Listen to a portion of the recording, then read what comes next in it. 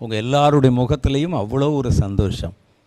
இங்கிருந்து நான் பார்க்கும்போது நீங்கள் குடும்பமாக எவ்வளோ சந்தோஷமாக இருக்கிறீர்கள் என்பதை என்னால் விளங்கி கொள்ள முடியுது. ஏன்னா புதுசாக ஒரு வருஷம், 365 நாட்கள், புத்தம் புதுசாக பிராண்ட் நியூ. இப்போ தான் கர்த்தர் சீலை உடைச்சி உங்கள் கையில் கொடுக்குறாரு. இந்த வருஷத்தை நாம் எவ்வளோ தூரம் நன்மையாக கழிக்க போகிறோம், கர்த்தர் நமக்கு இதில் என்னென்ன செய்ய போகிறார், பெரிய சஸ்பென்ஸ் நமக்கு இல்லை. அதனால் நம்ம சந்தோஷமாக இந்த வருஷத்தை வரவேற்று இருக்கிறோம். புதிய பாடல்கள் பாடி முதல் மணி நேரத்தில் தேவனை துதிச்சிருக்கிறோம், ஆராதனை பண்ணியிருக்கிறோம். புத்தாண்டு பாடல்கள் பாடும்போது நமக்கு அவ்வளவு சந்தோஷம் உண்டானது. இப்போ அடுத்து ஒரு புதிய காரியம் நம்ம செய்ய போகிறோம். இந்த புது வருஷத்தில் நாம் எந்தெந்த விஷயங்களில் ஜாக்கிரதையாக இருக்கணும், எந்தெந்த காரியங்களை எதிர்நோக்கி நம்ம நடக்கணும், நாம் எவ்வளவு தூரத்தில் கர்த்தரை பிடித்து கொண்டு பாதுகாப்பாக இருக்கணும், இந்த வருஷத்தில் என்னென்னெல்லாம் பயங்கரங்கள் நடக்கும் என்று சொல்லணும் அப்படின்னு நினச்சா நிறைய சொல்லணும். ஒருவேளை 2024 துவக்கத்திலே நான் உங்களை பயப்படுத்த விரும்பவில்லை. ஆனால் உண்மை அதுதான். காரணம் என்ன அப்படின்னு கேட்டால், இதை ஒரு தீர்க்க தரிசனமாலாம் நான் சொல்லலை. காரணம் என்னன்னு கேட்டால், கடைசி நாட்களை நோக்கி நகர நகர நாட்கள் பொல்லாததாய் மாறிக்கொண்டே போகும். அந்த இருண்ட காலம், கடைசி காலம், அதை நோக்கி ஒவ்வொரு வருஷம் முடியும் போதும் ஒரு ஸ்டெப் முன்னோக்கி நகர்கிறோம். அப்போ 2023 இருந்ததை விட 2024 இன்னும் பல புதிய பிரச்சனைகள் உண்டாவதற்கு வாய்ப்பு இருக்குது. அதனால்தான் நம்ம வருஷத்தினுடைய துவக்கத்தில் நம்மை ஆயத்தப்படுத்தி கொண்டு தயார் பண்ணி கொண்டு அந்த வருஷத்தை எதிர்பார்ப்பதற்காக எதிர்கொள்வதற்கு நம்மை ஆயத்தப்படுத்தி கொள்ளுகிறோம். இந்த கடைசி காலத்தில் வருகிற ஆபத்துகளை குறித்து உங்களுக்கு நான் ஒரு காரியம் சொல்ல விரும்புகிறேன். நீங்கள் எவ்வளவுதான் ஜெபித்தாலும் இந்த கடைசி காலத்தில் இதெல்லாம் நடக்கும்னு கர்த்தர் எழுதி வச்சது நிற்காது. அதெல்லாம் ஏற்கனவே பிளான் பண்ணப்பட்டது. வெளிப்படுத்தின விசேஷத்தில் எழுதியிருக்கு பாருங்கள். அவைகள் எல்லாம் நீங்கள் ஒருவேளை அவைகளை ஜெப குறிப்புகளாக்கி, சாத்தான் வரக்கூடாது, 7 வருஷம் உபத்திரவ காலம் வரக்கூடாது, இதெல்லாம் நடக்கக்கூடாது, கடல்லிருந்து மிருகம் ஏறி வரக்கூடாது, நாங்கள் கடற்கரை ஓரத்தில் போய் கடலை மிதித்து அந்த மிருகம் ஏற விடாதபடி ஜெபிக்கிறோம் என்று நீங்கள் என்ன முயற்சி பண்ணினாலும் எழுதினது நடந்து தான் தீரும். அப்புறம் ஏன் ஜெபம் பண்ணணும் அப்படின்னு நீங்கள் கேட்பீங்க. ஏன் ஜெபம் பண்ணணும்னா, அந்த போராட்ட காலங்களில் உபத்திரவங்கள் நம்மை சுற்றி நடந்தாலும் நம்ம அதில் எவ்வளவேனும் பாதிக்கப்படாதபடி கர்த்தர் தம்முடைய பிள்ளைகளை பாதுகாத்து கொள்ள அறிந்திருக்கிறார். அதெல்லாம் தாண்டி இன்னொரு காரியம் சொல்லியிருக்கிறார். தெரிந்து கொள்ளப்பட்டவர் நிமித்தம் அந்த உபத்திரவத்தின் காலம், நாட்கள் குறைக்கப்படுவதற்கு வாய்ப்பு இருக்குமா? ஒருவேளை பாருங்கள், ஒரு பெரிய கொள்ளை நோய் வருகிறது, அது 5 வருஷம் நீடிக்கும் அப்படின்னு கர்த்தர் முன்குறித்து எழுதி வச்சிருந்தா கூட, தேவனுடைய பிள்ளைகள், தெரிந்து கொள்ளப்பட்ட பிள்ளைகள் திறப்பிலை நின்று ஜெபம் பண்ணும்போது அந்த கொள்ளை நோய் வரும், ஆனால் 5 வருஷம் நீடிக்காது. தெரிந்து கொள்ளப்பட்டவர் நிமித்தம் அந்த நாட்கள் குறைக்கப்படும். அந்த நாட்கள் குறைக்கப்படாவிட்டால் ஒருவனும் தப்பிப்போவதில்லை என்று கர்த்தர் சொல்லுகிறார். அதனால்தான் இனி வரக்கூடிய காரியங்களை என்னென்னலாம் நடப்பதற்கு வாய்ப்பு இருக்கிறது என்பதை தெரிந்து கொண்டு நாம் நம்மை ஆயத்தப்படுத்தி கொள்ளுகிறோம் எதிர்கொள்வதற்கு. அதில் எந்தெந்த காரியத்துக்காகலாம் நம்ம ஜெபம் பண்ணி நம்மை பாதுகாத்து கொள்வது என்பதையும் நம்ம திட்டவட்டமாக புரிந்து கொள்ளுகிறோம். 2024 வருஷத்தில் நம்ம எந்த காரியங்களை குறித்து ரொம்ப கவனமாக இருக்க வேண்டும் என்றால், வாலிபர்கள். ஏன்னா இந்த 2024 மாத்திரம் இல்லை, கடைசி காலங்களில் வாலிபர்களை குறித்து கர்த்தர் வைத்திருக்கிற பெரிய பெரிய திட்டங்கள் இருக்கிறது. வாலிபர்களுக்கு கர்த்தர் கொடுத்த பல வாக்குத்தத்தங்கள் இருக்கிறது. வாலிப தலைமுறையில் தான் சாத்தானை எதிர்க்கக்கூடிய யுத்த புருஷர்கள் எழும்ப போகிறாங்க. கடைசி கால வாலிப தலைமுறையில் தான் தேவனுடைய காரியங்களை தரிசனத்தில் பார்த்து சொல்லக்கூடிய பெரிய தீர்க்கதரிசிகள் உருவாக போகிறாங்க. அப்போ கர்த்தர் கடைசி காலத்தில் வாலிபர்களை விசேஷமாக அவர்கள் தெரிந்து கொள்ள ஒரு காரியம் வச்சிருக்கிறார். வேதத்தில் நீங்கள் படித்து பார்த்தா நிறைய விஷயங்கள் கடைசி கால வாலிபர்களுக்கு கர்த்தர் வைத்திருக்கிற வாக்குத்தத்தங்கள், ஊழியங்கள் போன்றவைகளை நாம் தெரிந்து கொள்ள முடியும். குறிப்பாக ஒரு சின்ன உதாரணத்துக்கு சொல்லணும்னா, கடைசி நாட்களில் மாம்சமான யாவர் மேலும் என் ஆவியை ஊற்றுவேன், உங்கள் குமாரரும் உங்கள் குமாரத்திகளும் தீர்க்க தரிசனம் உரைப்பார்கள், வாலிபர்கள் தரிசனம் காண்பார்கள் என்று எழுதியிருக்கு. அப்போ அந்த கடைசி கால வாலிபர்களை கர்த்தர் ஒரு கூட்டமாக, ஒரு அமைப்பாக, ஒரு பெரிய குழுவாக தம்முடைய பலத்த ஊழியத்துக்கு தேர்வு செய்ய விரும்புகிறார். சாத்தான் சும்மா இருப்பானா? கடைசி காலத்தில் வாலிபர்களை கர்த்தரிடத்திலிருந்து பிரிப்பதற்கும் அவருடைய கவனத்தை திசை திருப்புவதற்கும் நிறைய திட்டங்களை கொண்டு வந்திருக்கிறான். நீங்கள் பாருங்களேன், நான் சொல்லுவது உண்மை என்று நீங்களே சொல்லுவீங்க.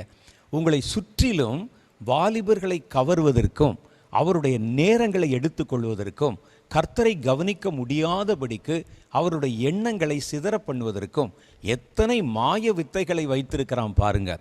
அவர்களுக்கு நேரமே இருப்பதில்லை, இரவு பகலாக. எங்களுடைய காலத்தில், நான் வாலிபனாக இருந்த காலத்தில் இவ்வளவு உபகரணங்கள் கிடையாது பாவம் செய்வதற்கு. இன்றைக்கி கையளவில் இருக்கக்கூடிய ஒரு ஃபோனை வைத்துக்கொண்டு தங்களுடைய வாழ்க்கையே அதற்கு அர்ப்பணித்து விடுகிற வாலிபர்கள் இருக்கிறாங்க. அடிக்டாக போனவங்க இருக்கிறாங்க. நீங்கள் பார்த்துருப்பீங்களே, சமீபத்தில் சில யூடியூப்பில் சின்ன குழந்தைகள் அதற்கு அடிக்ட் ஆகி அவங்க கையிலிருந்து அது எடுக்கப்பட்ட போது கூட ஆஸ்பத்திரியில் சுயநினைவு இல்லாமல் இருக்கும்போதும் அவருடைய கை விரல்கள் அந்த அந்த விளையாட்டில், இந்த கேம்ஸில் ஓடுற மாதிரி அனிச்சையாக ஓடிக்கொண்டே இருக்கிறதெல்லாம் நம்ம பார்த்துருக்குறோம். இப்போ பாருங்கள், பல பேர் தங்களை அப்படியே தனிமைப்படுத்தி கொண்டு, சமுதாயத்திலும் தனிப்படுத்தி கொண்டு, தங்கள் அறை கதவுகளை அடைத்து கொண்டு வீட்டுக்குள்ளேயே உட்காந்து வெளி உலகத்தை பற்றி எதையுமே யோசிக்காமல் விளையாட்டிலே மூழ்கி போகிற வாலிபர்கள். இன்றைக்கி பாவம் செய்வதற்கு நிறைய உபகரணங்கள் புதுசாக இன்ட்ரடியூஸ் பண்ணுறாங்க. அதிலும் குறிப்பாக ஏஐ என்று சொல்லுகிற ஆர்டிஃபிஷியல் இன்டெலிஜென்ஸ் என்ற புதிய நுண்ணறிவு விஞ்ஞானத்தின் மூலம் பல இமேஜினேஷன், நம்முடைய கற்பனைக்கு அடங்காத பல பாவங்களை வீட்டில் இருந்த மாதிரியே செய்வதற்கும் ஜனங்களை கட்டி போடுவதற்கும் சாத்தான் பெரிய பெரிய தந்திரங்களெல்லாம் கட்டவிழ்த்து விட்டிருக்கிறான். அதனால் குறிப்பாக இந்த வருஷத்தின் துவக்கத்தில் வாலிபர்களுக்காக நம்ம ஜெபிக்கணும்.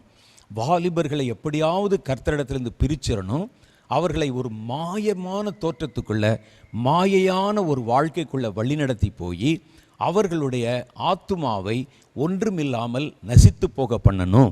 கர்த்தர் வாலிபர்களை குறித்து வைத்திருக்கிற தெளிவான திட்டம், சித்தம் நிறைவேறக்கூடாதபடிக்கு தடை செய்யணும். அதனால தான் பாருங்களேன், ஒரு சின்ன கிராமத்தில் கூட இப்படிப்பட்ட விளையாட்டுகளை ஊக்கப்படுத்துகிற பல உபகரணங்களை விலைக்கு வாங்கிவிட முடிகிறது. ஒரு காலத்தில் ஒரு விஞ்ஞான பொருள் கண்டுபிடிக்கப்பட்டால் அது இந்தியாவுக்கு வர்றதுக்கு ரொம்ப வருஷம் ஆகும், கிராமங்களுக்குள்ளே வர்றதுக்கு இன்னும் ரொம்ப வருஷம் ஆகும். ஆனால் இப்போ அப்படி கிடையாது. புது ஜெனரேஷன் உண்டாகக்கூடிய மொபைல் ஃபோன்ஸு, வேறு என்னென்ன விதமான உபகரணங்கள் இருக்கோ அதெல்லாம் கண்டுபிடிக்கப்பட்ட உடனேயே கூட சின்ன கிராமங்களுக்கு கூட வந்து விடுகிறது. அதெல்லாம் யாரை குறிவைக்கிறதுன்னு பார்த்தீங்கன்னா மோஸ்ட்லி வாலிபர்களை குறிவைக்கிறது. அவருடைய வாழ்க்கையை சீரழித்து விடுகிறது.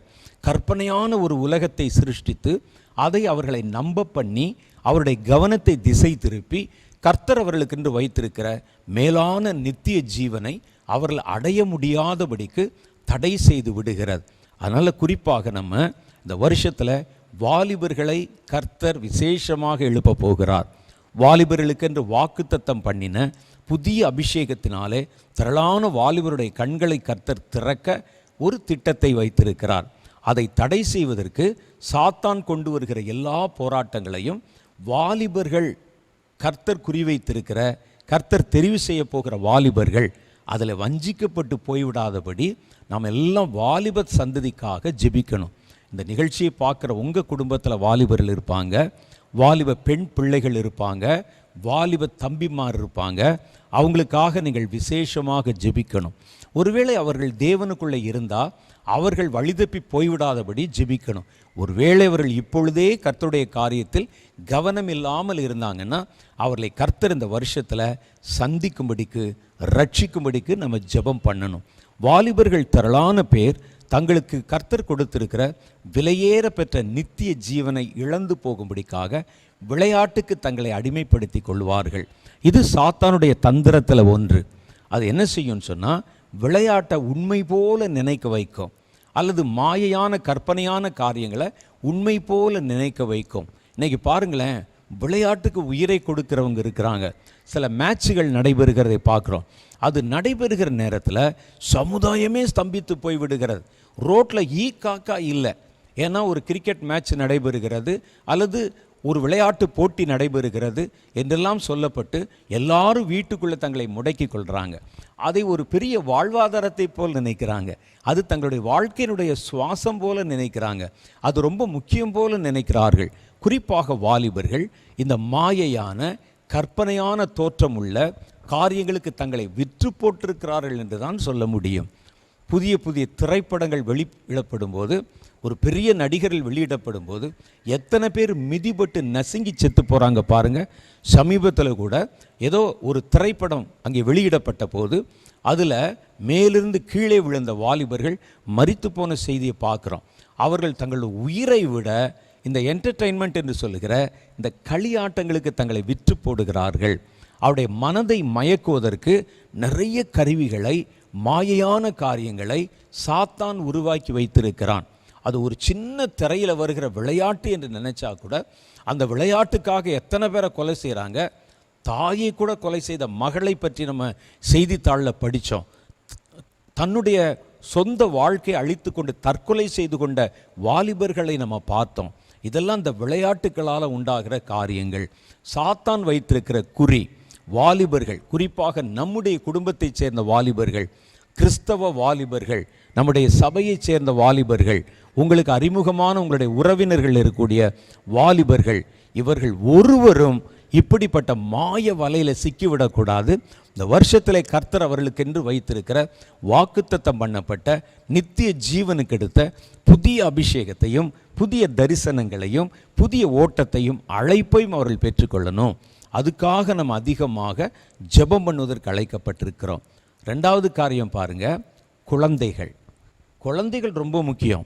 இந்த சின்ன குழந்தைகளை குறி வச்சு சமீப காலமாக நடத்தப்படுகிற பயங்கரங்கள் ஒன்றல்ல இரண்டல்ல.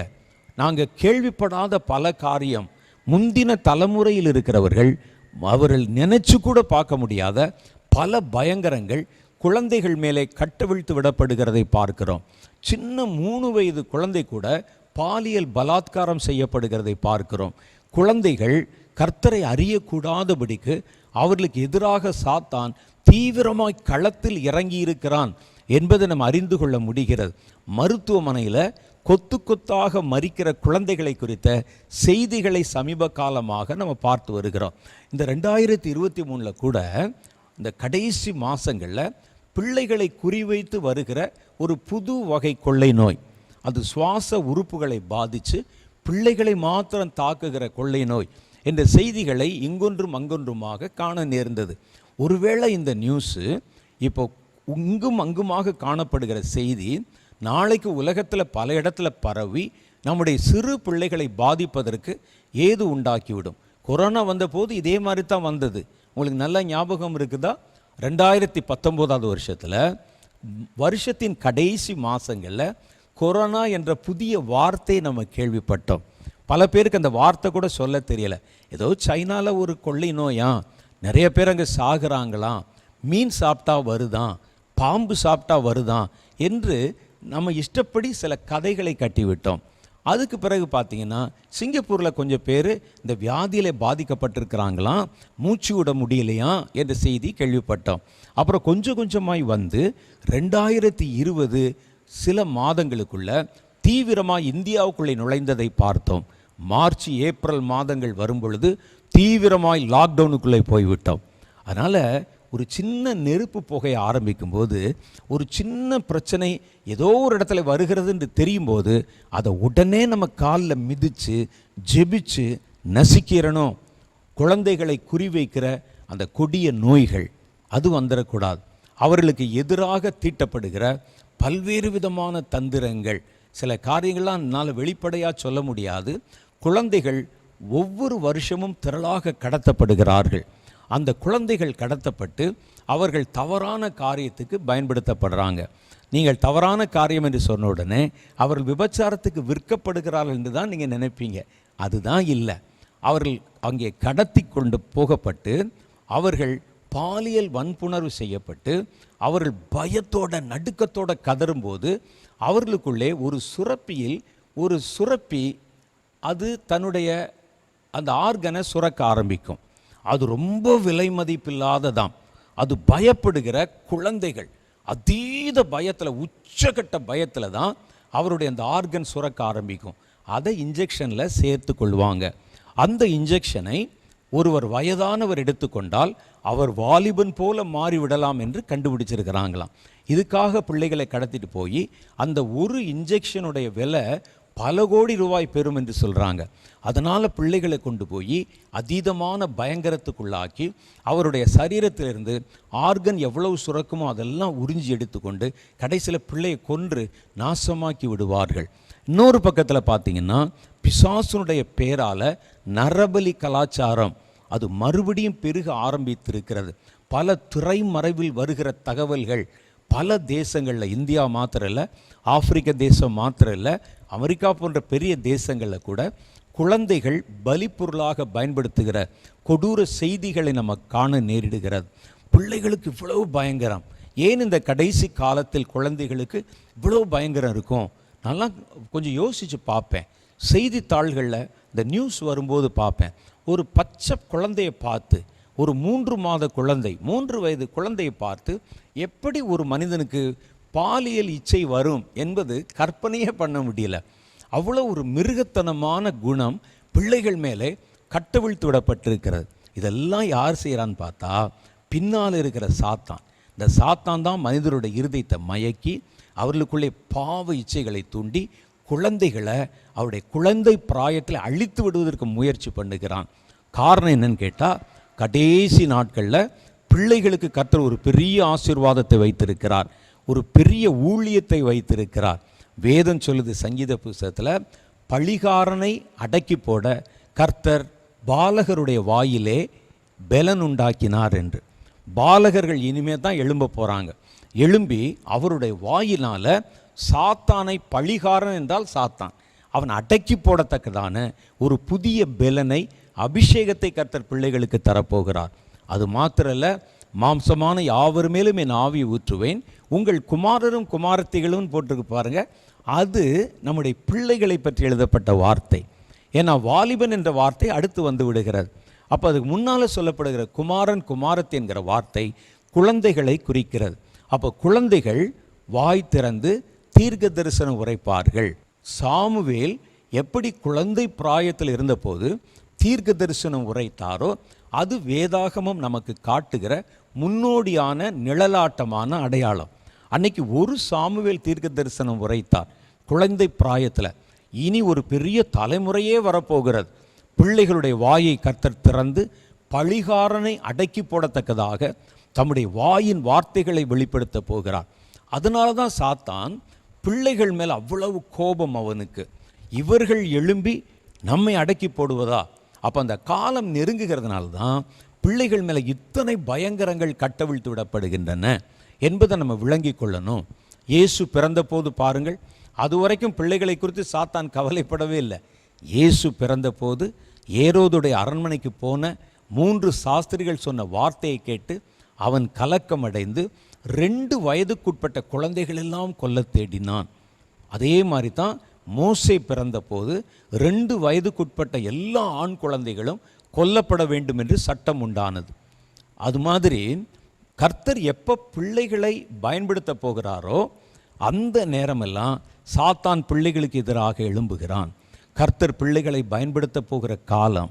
நீங்கள் உங்கள் பிள்ளைகள் பக்கத்தில் இருந்தாங்கன்னா, ஒருவேளை தூங்கியிருப்பாங்க, இப்போது அவங்கள தட்டி எழுப்பி அவங்க தலையில் கை வச்சு ஜெபம் பண்ணி, கர்த்தர் கடைசி காலத்தில் பிள்ளைகளுக்கு என்று வைத்திருக்கிற ஞான நன்மைகளில் ஒன்றும் குறைவில்லாமல் எங்கள் வீட்டில் இருக்கிற குழந்தை பெற்றுக்கொள்ளணும். 6 மாத பிள்ளையாக இருந்தாலும் பரவாயில்ல, நேற்று தான் பிறந்திருக்கிற பிள்ளையை வச்சு நீங்கள் ஜெபம் பண்ணாலும் பரவாயில்ல. அந்த பிள்ளை கர்த்தருக்கு சொந்தமானது. கர்த்தர் பிள்ளைகளுக்கு வைத்திருக்கிற வாக்குத்தத்தங்களுக்கு சொந்தமானது. நம்ம இவ்வளோ கஷ்டப்பட்டு கர்ப்பத்தில் சுமந்து எவனோ வந்து திருடி கொண்டு போய் பிசாசுகளுக்கு பலி கொடுக்கவா பிள்ளையை பெற்று வச்சிருக்கிறோம். நம்ம அது கர்த்தருக்குரியது, கர்த்தருக்குன்னு பயன்படுத்தப்படணும். அப்போ பிள்ளைகளுடைய பாதுகாப்புக்காக நம்ம இந்த வருஷத்தில் ஜெபம் பண்ணணும். அடுத்து 3வது காரியம் என்ன வருவதற்கு வாய்ப்பு இருக்கிறது அப்படின்னு கேட்டிங்கன்னா, விவசாயம். உலக அளவில் விவசாயத்தை குறிவைத்து சில பயங்கரமான காரியங்கள் ஏற்படுத்தப்படுகின்றன. மேன்மேட், மனிதர்களால் உண்டாக்கப்படுகிற சில பஞ்சங்கள் அது அவங்களுக்கு தேவைப்படுது. சில பஞ்சங்கள் தேவைப்படுகிறது. ஒருவேளை நீங்கள் நினைக்கலாம், ஒரு பஞ்சம் வந்தால் இதில் யாருக்கு லாபம் என்று நீங்கள் நினைக்கலாம். கொள்ளை நோயை பற்றி நம்ம அப்படி தான் நினச்சிக்கிட்டு இருந்தோம். நம்ம என்ன நினச்சோன்னா, கொள்ளை நோய் வந்தபோது எல்லா கடைகளும் மூடிட்டாங்க, எல்லா வியாபாரஸ்தலம் மூடிட்டாங்க, கப்பல்கள் கூட நிறுத்தப்பட்டு விட்டது, அப்போ எல்லாருக்கும் நஷ்டம் என்று நினைத்தீர்கள். இல்லை இல்லை, அதில் ஒரு குறிப்பிட்ட கூட்டத்தார், ஒரு குறிப்பிட்ட கூட்டத்தைச் சேர்ந்த வர்த்தகர்கள் உலக அளவில் முன்னெப்போதை விட அந்த குறிப்பிட்ட கொரோனா காலத்தில் 7 மடங்கு பொருள் சம்பாதித்திருக்கிறாங்க. சிலர் 100 மடங்கு சம்பாதிச்சிருக்கிறாங்க. ₹1 சம்பாதிப்பாங்க நார்மலானா 100 ரூபா, 1 கோடி ரூபா சம்பாதிப்பாங்கன்னா 100 கோடி ரூபா அந்த பேண்டமிக் காலத்தில் மாத்திரம் அவர்கள் சம்பாதித்திருக்கிறார்கள். அதே மாதிரி பஞ்ச காலங்கள் தோற்றுவிக்கப்பட்டால் அதில் குறிப்பிட்ட ஒரு கூட்டத்தாருக்கு அதில் பயன் இருக்கிறது. அவர்கள் உலக வர்த்தகர்கள் என்று சொல்லப்படுறாங்க. அதனால் இந்த வருஷம் விவசாயிகளை குறிவைத்து ஒரு பயங்கரம் கட்டவிழ்த்து விடப்படுவதற்கும், பஞ்சம் என்ற பெயரில் மனிதர்களால் உண்டாக்கப்படுகிற பஞ்சங்கள் பல தேசத்தை பகிரங்கமாய் தாக்குவதற்கும் வாய்ப்பு இருக்கிறது. குறிப்பாக நீங்கள் பாருங்கள், சில வருஷத்துக்கு முன்னால் விவசாயிகளுடைய நிலங்கள் கையகப்படுத்தப்பட்டு அவருடைய விளைபொருள்கள் எல்லாம் ஒரு இடத்துல சேர்க்கப்பட்டு குறிப்பிட்ட அந்த தேசத்தின் பெரிய பணக்காரர்களுடைய கையில் ப்ரைவேட்டைசேஷன் பண்ணப்பட்டு அதெல்லாம் ஒரு இடத்துல வந்து அவங்க தான் விலை நிர்ணயம் பண்ணி அரிசியை, தானியங்களை, உணவுப் பொருள்களை பகிர்ந்து கொடுப்பார்கள் என்ற ஒரு திட்டம் வந்தது. நான் ஒரு 10 ஏக்கர் நிலம் வச்சுருக்கிறேன்னு வச்சுக்கோங்க. நான் விளைவிக்கிற என்னுடைய விளைச்சலை நானாய் விற்றுவிட முடியாது. அந்த குறிப்பிட்ட கம்பெனியில் தான் கொண்டு விற்கணும். அவங்க என்ன விலை கொடுக்குறாங்களோ நீங்கள் அதைத்தான் வாங்கி கொண்டு வரணும். அதை தவிர நானே விளைவித்த நெல்லாக இருந்தால் கூட, நான் அதை வீட்டில் வைத்திருந்தால், நான் அதை பதுக்கி வைத்திருக்கிறேன் என்ற பெயரில் என்னை கைது செய்யக்கூட அதிகாரம் இருக்குன்னு ஒரு சட்டத்தை கொண்டாந்தாங்க. அதனால தான் விவசாயிகள் திரளாக போராடி தெருவில் நின்று அவங்க மேலே காரெல்லாம் விட்டு ஏற்றி எவ்வளவோ காரியங்கள் நடைபெற்றது. அப்புறம் நிறைய நம்ம ஜெபித்தோம், கொஞ்சம் அடங்கி போன மாதிரி இருக்குது. ஆனால் மறுபடியும் இந்த வருஷம் உலக அளவில், இந்தியாவில் மாத்திரம் இல்லை, விவசாயிகள் மேலே ஒரு பயங்கரம் கட்டவிழ்த்து விடப்பட போகிறதுனால விவசாயத்தை குறிவைத்து நம்ம ஜெபிக்கணும். விவசாயம் அருகி போனால் மனிதனுடைய வாழ்வாதாரம் அற்று போயிடும். அவர்கள் விளைவிக்கிற நிலங்களை நல்ல விளைஞ்சிருக்கிற நேரத்தில் ஆஃபீஸர்ஸ் வந்துடுவாங்க. அதெல்லாம் வாங்கி கொண்டு போய் அந்த பொதுவாக இருக்கக்கூடிய கம்பெனியில் தான் நீங்கள் விலை பேசணும். 1-2 கம்பெனி மாத்திரம் வச்சுருப்பாங்க. அவர்கள் இந்த தேசத்தினுடைய பெரிய பணக்காரர்களாக இருப்பாங்க. அவர்கள் இந்த நெல்லுக்கு விலை வச்சு நமக்கு கொடுப்பாங்க. அந்த விலையை, நான் விளைவித்த நெல்லை நான் அந்த கடையில் போட்டுட்டு நானே விலை கொடுத்து வாங்கி கொண்டு வரணும்.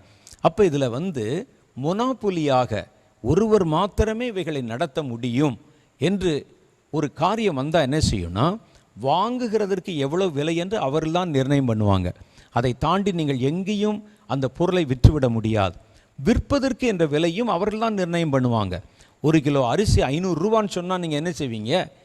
4 நாள் கத்துவீங்க, 5ஆவது நாள் பையத்துக்கு தானே போவீங்க. அது அவர்களுக்கு தெரியும். 4 நாள் கத்துவோம், 5ஆவது நாள் மறுபடியும் சாப்பிடாமல் இருக்க முடியாது. இதை தவிர நீங்கள் வேறு எங்கேயும் வாங்க முடியாது. அப்படிப்பட்ட ஒரு சூழ்நிலையை கொண்டு வர முயற்சிகள் உலக அளவிலே நடத்தப்படுகின்றன. அப்போ பல தேசங்களில் வருகிற பஞ்சங்கள் மேன்மேடு தான், மனிதர்களால் திட்டமிட்டு உண்டாக்கப்படுகின்றன. இதை நீங்கள் கருத்தில் வச்சு இந்த வருஷம் விவசாயிகள் மேலே எந்த ஒரு சட்டமும், எந்த ஒரு தடையும், அவருடைய வாழ்வாதாரத்தை பாதிக்கிற எந்த ஒரு சூழ்நிலையும் வரவே கூடாது. தேசம் விளைந்தால் மாத்திரம் பத்தாது, நல்ல விளைச்சலை கொடுத்தால் மாத்திரம் பத்தாது, அது நம்முடைய கைக்கு கிடைக்கணும், அதை விளைவித்தவன் பயனடையணும். ஆகவே விவசாயிகளை குறித்து இந்த வருஷம் ரொம்ப கவனப்படுங்க. விவசாயத்துக்காக நீங்கள் ஜெபம் பண்ணுங்க. ஒருவேளை உங்களுக்கு அது ஞாபகம் வராவிட்டால் கூட, சாப்பிட தட்டுக்கு முன்னால் உட்காருவீங்கல்ல, ஒரு கவளத்தை எடுக்கும்போது அந்த விவசாயியை கண்ணுக்கு முன்னால் கொண்டு வாங்க. நான் சொன்ன இந்த வார்த்தையை நினைவுக்கு கொண்டு வாங்க. அந்த நேரத்தில் ஒரு செகண்ட் ஒரு சின்ன ஜெபம் பண்ணினால் கூட போதும். பல கோடி பேர், லட்சக்கணக்கான பேர் ஜெபம் பண்ணால் கர்த்தர் அந்த ஜெபத்தை கவனித்து விவசாயிகளுடைய வாழ்வாதாரத்தை கர்த்தர் பாதுகாத்து கொள்வார். நம்ம விட்டுட்டோன்னு சொன்னால் இந்த தடை சட்டங்கள் தேசங்கள் மேலே நடைமுறைக்கு வந்தால் பல விவசாய குடும்பங்கள் தற்கொலை செய்து கொள்ளும். கொஞ்ச நாளைக்கு முன்னால் பார்த்தோமே, அவங்க சொந்த விளைநிலத்தில் விவசாய நிலத்தில் அந்த விவசாயி தூக்கு போட்டு சாகிறதை, ஒரு விவசாயி தன்னுடைய சொந்த நிலத்தில் வாழ முடியலைன்னு தூக்கு போட்டு செத்தா அது தேசத்தில் பெரிய ஒரு சாபம், அது பெரிய சாபம். அது எப்படி இருக்கும்? நமக்கு சோறு போடுகிறவர்கள், நம்ம எவ்வளோதான் சம்பாதிக்கலாம், பணம் சேர்க்கலாம், விவசாயம் இல்லாவிட்டால் எதை சாப்பிட்ற, பேப்பரை சாப்பிட முடியுமா? நமக்கு உணவளிப்பவர்கள் அவன் வாழ முடியலைன்னு சொல்லி தன்னுடைய சொந்த நிலத்தில் விஷத்தை குடித்து செத்து போகிறான் என்றால் அது தேசத்துக்கு மேலே எவ்வளோ பெரிய சாபம். யோசிச்சு பாருங்க. அந்த தேசத்தில் அப்படிப்பட்ட ஜனங்கள், கண்ணுக்கு தெரியாத விவசாய குடிமக்களுக்கு ஜெபம் பண்ணாவிட்டால் அவருடைய இரத்தப்பள்ளி நம்ம மேலே கேட்கப்படும். ஏனோ தெரியல, இந்த வருஷம் நான் விவசாயிகளை குறிவைத்து நீங்கள் ஜெபிக்க வேண்டும் என்று நான் ஆவியிலே ஏவப்படுகிறேன். அதனால் நம்ம விவசாயிகளை கண்ணுங்கருத்துமாக ஜெபிக்கணும். இப்போ நம்ம கொஞ்ச நேரம் ஜெபிப்போம், இது பத்தாது. நீங்கள் இந்த வருஷம் முழுசும் ஜெபிக்கணும். உலகம் முழுவதிலும் நம்முடைய வாழ்வாதாரமாகி விவசாயம் பாதிக்கப்படக்கூடாதபடி எல்லாரும் நம்ம ஜெபிக்கணும். நீங்கள் அதுக்காக பிரத்யேகமாக நேரம் எடுத்து ஜெபிச்சாலும் சரி, நான் சொன்ன மாதிரி சாப்பிட போகிற நேரத்தில் சில பேர் நான் பார்த்துருக்கேன், என் நண்பர்களே ஜெபம் பண்ணுவாங்க, ஆண்டவரே இந்த உணவை தந்ததற்காக ஸ்தோத்திரம், இந்த உணவு கிடைக்காமல் இருக்கிற எத்தனையோ ஏழை எளிய ஜனங்களை நினைவு கூறேன்னு சொல்லிட்டு அவங்க சாப்பிடுவாங்க. அந்த ஏழை எளிய ஜனங்களை நினைவு கூறுவதோடு அந்த உணவை உங்களுக்கு உங்கள் தட்டு வரை கொண்டு வந்து சேர்த்த விவசாயிகளையும் நினைவு கூர்ந்து ஜெபம் பண்ணுங்க. ஏதோ ஒரு மேலே ஒரு தீமை வரப்போகிறது. அடுத்த காரியம் பாருங்கள், இந்த கடல் ஓரங்களில், கடற்கரை பட்டணங்களில் கடல் தொழில் செய்கிறவர்கள், அவங்க மேலே ஒரு பெரிய தீமை ஆயத்தம் பண்ணப்பட்டு கொண்டிருப்பதை அறிய முடிகிறது. கடற்கரை ஓரத்தில் இருக்கக்கூடிய மீன்பிடி துறைமுகங்கள், மீனவர்கள், மீனவ குப்பங்கள், இதெல்லாம் ப்ரைவேட்டைசேஷன் பண்ணி அதை தனியாருக்கு விற்பனை செய்து அந்த இடத்துல நாங்கள் உங்களுக்கு வேலை கொடுப்போம் என்று சொல்லி நயமான ஆசை வார்த்தைகள் காட்டி அவருடைய வாழ்வாதாரத்தை, விவசாயிகளுக்கு ஒரு அதே மாதிரி தான் கடலோர தொழில்கள் மூலம் உலகம் முழுவதிலும் பெரிய பொருளாதார சுழற்சி உண்டாகிறது. அதை தடுத்து நிறுத்தணும். அது தனித்தனியாக அந்த மீனவர்களுக்கு போகக்கூடாது. அது யாரோ குறிப்பிட்ட ஒரு தட்டு ஆட்களுக்கு தான் பயன்பட வேண்டும் என்று அது தலைமுறையாக அங்கே தொழில் செய்து கொண்டிருக்கிறவங்களெல்லாம் காலி செய்ய வைத்து அந்த இடங்களை கையகப்படுத்தி ப்ரைவேட்டு கம்பெனிகளுக்கு கொடுத்து மீன்கள், மீன் பொருள்கள், கடல் சார்ந்த பொருள்கள் இதெல்லாவற்றையும் விலை நிர்ணயம் பண்ணி ஒருவர் கையில் இருந்து அது தேசத்துக்கு முழுசும் சப்ளை பண்ண போகிறாங்க. அப்படி சப்ளை பண்ணால் என்னான்னு கேட்டால், ஒரு படி உப்பு கூட நீங்கள் ஒரு பெரிய விலையை கொடுத்து வாங்க வேண்டி வரும். ஒவ்வொரு நாட்டிலையும் மீன்பிடி தொழில் மூலம்தான் உபரி வருமானம், திரளான வருமானம் பெருகுகிறது. அதெல்லாவற்றையும் குறிவைத்து ஒரு கும்பல், ஒரு கூட்டம் உலக அளவில் மீனவர்களை குறிவைக்க போகிறது. அது ஒருவேளை இந்தியாவில் கூட சம்பவிக்கலாம். அதனால் நீங்கள் மீனவர்களை நினைவு கூர்ந்து ஜெபம் பண்ணுங்க. மீனவர்களுடைய தொழில் ஆதாரங்கள் பாதிக்கப்படக்கூடாதபடி ஜெபம் பண்ணுங்க. அவருடைய பொருளாதாரம், நல்ல வாழ்க்கை நிலை, வாழ்க்கை தரம் உயர்த்தப்பட ஜெபம் பண்ணுங்க. கர்த்தருடைய கரம் அவர்களோட கூட இருக்கணும். நம்ம விட்டுட்டோம்னா பல கடற்கரை கிராமங்களில் ஏழை மீனவர்கள் நடுவில் மரண செய்தி நீங்கள் கேட்க வேண்டி வரும். ஒன்று கொல்லப்படுவாங்க. அவர்கள் நடுவில் கலவரத்தை தூண்டி அவங்கள அடக்குமுறையின் மூலம் பல பேர் கொல்லப்படலாம். அல்லது நிறைய பேர் வாழ்வாதாரம் பாதிக்கப்பட்டு கண்முன்னால் தாங்கள் வாழ்ந்த ஊரெல்லாம் தங்கள் கையை விட்டு போகிறதை பார்க்கும்போது குடும்பமாக தற்கொலை செய்ய நேரிடலாம். அதனால் இதை நீங்கள் கருத்தில் வச்சு நீங்கள் இதற்காக ஜெபம் பண்ணும்படி அழைக்கப்படுகிறீர்கள். கடைசி ஒரு காரியம், முக்கியமாக நிறையா இருக்குது, ஆனால் எல்லாத்தையும் நான் இன்றைக்கே சொல்ல விரும்பலை. ஏன்னா நம்ம தான் அடுத்தடுத்து இந்த வருஷத்தில் நிறையா பார்க்க போகிறோமே. இன்றைக்கி குறிப்பாக நம்ம ஆரம்பிக்கும்போது சில முக்கியமான காரியங்களை கருத்தில் வைத்து நாம் ஜெபிக்க போகிறோம். இந்த 4 பிரச்சனை தான் இருக்குதான்னு கேட்டால் இல்லை, அது 4000 பிரச்சனை இருக்குது, தேசங்கள் சந்திக்கிற பிரச்சனைகள். இப்போ நம்ம முக்கியமாக ஜெபம் பண்ண வேண்டிய காரியம் என்னன்னு கேட்டால் எழுப்புதல். கர்த்தர் வாக்கு பண்ணின எழுப்புதல் இந்த வருஷத்தில் வரணும். எழுப்புதலுக்கான கதவுகள் திறக்கப்படணும். எழுப்புதலுக்கு எதிராக சாத்தான் கொண்டு வருகிற எல்லா தந்திரங்களும் முடக்கப்படணும். அந்த தந்திரங்கள் முடக்கப்பட்டு பாருங்கள், எழுப்புதலுக்கு எதிராக வேற மதத்தவரையோ அல்லது மத தீவிரவாதிகளையோ எழுப்பினா கூட நியாயம், அதை நம்ம ஒத்துக்கொள்ளலாம். ஆனால் உள்ளுக்குள்ளே இருக்கக்கூடிய கிறிஸ்தவர்களையே ஒரு குரூப்பை எழுப்பி ஊழியர்கள் மேலே சேற்றை வாரி வீசி கர்த்தருடைய எழுப்புதலுக்கு விரோதமான காரியங்களை செய்து பரியாசம் செய்து, அங்கே பேதுரு சொல்லுவார், கடைசி நாட்களில் பரியாசக்காரர்கள் எழும்புவார்கள் என்று முந்தி நீங்கள் அறிய வேண்டும் என்று இருக்கிறேன். அவர்கள் வந்து வருவேன் என்று அவர் சொன்ன வாக்குத்தத்தம் எங்கே? எல்லாம் அதது ஆரம்பத்திலிருந்து எப்படி இருந்ததோ அப்படியே தானே இருக்கிறது என்று சொல்லி பரியாசம் பண்ணுவாங்க.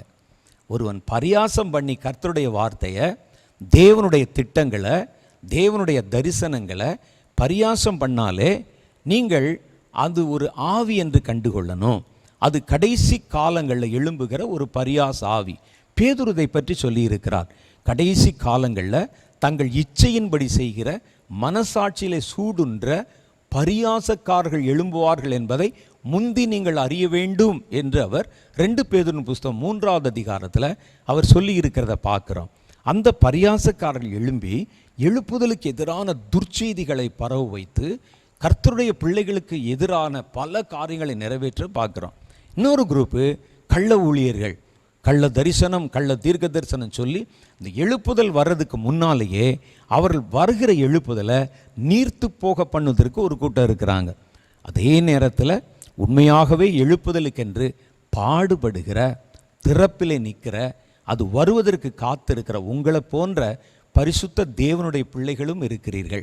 நம்ம இப்படிப்பட்ட மாய காரியங்களால் எழுப்புண்டு போகாதபடி கர்த்தர் வாக்கு பண்ணின எழுப்புதல் இந்த வருஷத்தில் நம்முடைய கண்கள் காண பிரத்யட்சமாக நடக்கணும். என்னையே கேட்டால் எழுப்புதல் வந்துருச்சு, ஆனால் அந்த எழுப்புதல் இன்னும் பகிரங்கமாக்கப்படவில்லை என்பது தான் என்னுடைய ஒரு மனக்குறை. நிறைய பேர் இன்னைக்கு ஜெபத்தில் விசுவாசம் வைத்து ஜெபிக்க ஆரம்பிச்சிருக்கிறாங்க. இப்போ நிறைய பேர், லட்சக்கணக்கான பேர் சுவிசேஷ பாரம் கொண்டு ஊழியத்துக்கு புறப்பட ஆரம்பிச்சிருக்கிறாங்க. எழுப்புதல் துவக்கமாகிவிட்டது என்பதை கண்டுகொள்ள முடிகிறது. ஆனால் இது பத்தாது. இந்த எழுப்புதல் இன்னும் பற்றி எரியணும். இந்த ஒரு சின்ன நெருப்பு, மேலறை வீட்டில் இறங்கி வந்த நெருப்பு, அது ஒரு சின்ன நெருப்பாக 120 பேர் மேலே இறங்கினது. அடுத்த செகண்ட் நம்ம பார்க்குறோம், அன்றைக்கே 3000 பேருக்குள்ளே பற்றி கொண்டது. அதே போல் அந்த எழுப்புதல் பரவணும், விரிவாகணும், தேசம் முழுவதும் வியாபிக்கணும். அதற்குண்டான காரியங்களை கர்த்தர் நிறைவேற்ற தேவனுடைய சமூகத்திலே மன்றாடணும். குறிப்பாக கர்த்தர் 4 தன்னுடைய அபிஷேகத்தை கட்டவிழ்ப்பேன் என்று போன வருஷத்தில் கர்த்தர் வாக்கு பண்ணியிருந்தார். அது இந்த வருஷத்தில் திரளாக நிறைவேறணும். தீர்க்க தரிசன அபிஷேகம், யுத்தம் செய்கிற அபிஷேகம், சுவிசேஷ அபிஷேகம் என்று 4 அபிஷேகங்கள். கர்த்தர் அந்த அபிஷேகத்தை வெளிப்படுத்தி அந்த அபிஷேகத்தின் மூலம் திரளான ஜனங்களை எழுப்புவதற்கு அவர் திட்டம் வைத்திருக்கிறார். அப்போ இதெல்லாம் நம்முடைய கண்கள் காண தெளிவாக நிறைவேற்றப்பட வேண்டும். தேவனுடைய அற்புதங்கள், தேவன் செய்கிற அடையாளங்கள் அநேகருடைய கண்களுக்கு முன்பாக அது எழும்பணும். பரியாசம் பண்ணுறோம், பரியாசம் பண்ணிட்டு தான் இருப்பான். ஆனால் ஒரு அற்புதம் அவருடைய வாயெல்லாம் அடைத்து விடும். ஆகவே தேவனுடைய அற்புதங்கள் வெளிப்படணும். அதுக்காக நம்ம ஜெபிக்கணும். திரளான பேர் கத்தி கொண்டிருந்தார்கள்.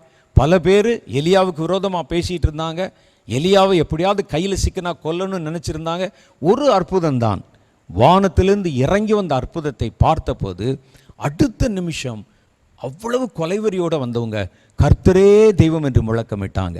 அதே போன்ற அற்புதங்கள் கட்டவிழ்த்து விடப்படணும். அற்புதங்களை செய்கிற ஆற்றல், சுவிசேஷ பாரம் நிறைந்த அபிஷேகம், தீர்க்க தரிசன அபிஷேகம், கடைசி கால யுத்த தலைமுறையை எழுப்புகிற அபிஷேகம், இந்த அபிஷேகங்களெல்லாம் வாக்குத்தத்தம் பண்ணப்பட்ட அபிஷேகம் இந்த கடைசி நாட்களில் சபைகளுக்குள்ளே இன்னும் பிரத்யட்சமாய் ஊற்றப்படணும். எழுப்புதலை குறித்து கர்த்தர் சொன்ன வாக்குத்தத்தங்கள் நிறைவேற்றப்படணும். அப்போ நம்ம இன்னைக்கு விசேஷமாக வாலிபர்கள், குழந்தைகள், விவசாயிகள், கடற்கரை ஓரத்தில் தொழில் செய்கிறவர்கள், அப்புறம் எழுப்புதல், இந்த 5 காரியங்களையும் மனதில் வைத்து நம்ம ஜெபிக்க போகிறோம். ஆனால் நான் என்ன சொல்கிறேன்னா, இந்த நிகழ்ச்சியில் ஜெபிக்கிறதோட இவங்க ஜெபத்தை நீங்கள் மூட்டை கட்டி வச்சிடக்கூடாது. இந்த வருஷம் முழுசும் ஜெபிக்கணும். ஒவ்வொரு முறையும் நினைவு கூர்ந்து ஜெபிக்கணும். அதில் எப்படி ஜெபிக்கிறது? அந்த ஜெபத்தை செஞ்சு காட்ட இந்த வருஷத்தின் துவக்க நாளில் சில பேர் என்ன செய்வாங்கன்னா, ஜனவரி மாதம் 2ஆம் தேதியிலிருந்து நான் காலையில் 3 மணிக்கு எந்திரிச்சிருவேன்னு சொல்லுவான். நீங்கள் நாளைக்குன்னு ஒத்தி போட்டிங்கன்னா கண்டிப்பாக செய்ய மாட்டீங்க. அதனால் ஜெபிப்போம் என்று தீர்மானித்து விட்டோம். இன்றைக்கே நம்ம ஜெபிக்க போகிறோம். உங்களை ஜெபத்தில் நடத்துவதற்கு எங்களுடைய குழுவினர் இப்போ ஆயத்தமாக இருக்கிறாங்க. இந்த 5 காரியங்களையும் ஜெப குறிப்புகளாக்கி சொல்லி ஜெபிப்பாங்க. நீங்கள் அவங்க கூட சேர்ந்து ஜெபிக்கணும். இதை மையமாக வைத்து ஒரு மாடலாக வைத்து தொடர்ந்து உங்களுடைய ஜெபத்தில் இந்த காரியங்களை நினைவு கூர்ந்து ஜெபம் பண்ணணும்.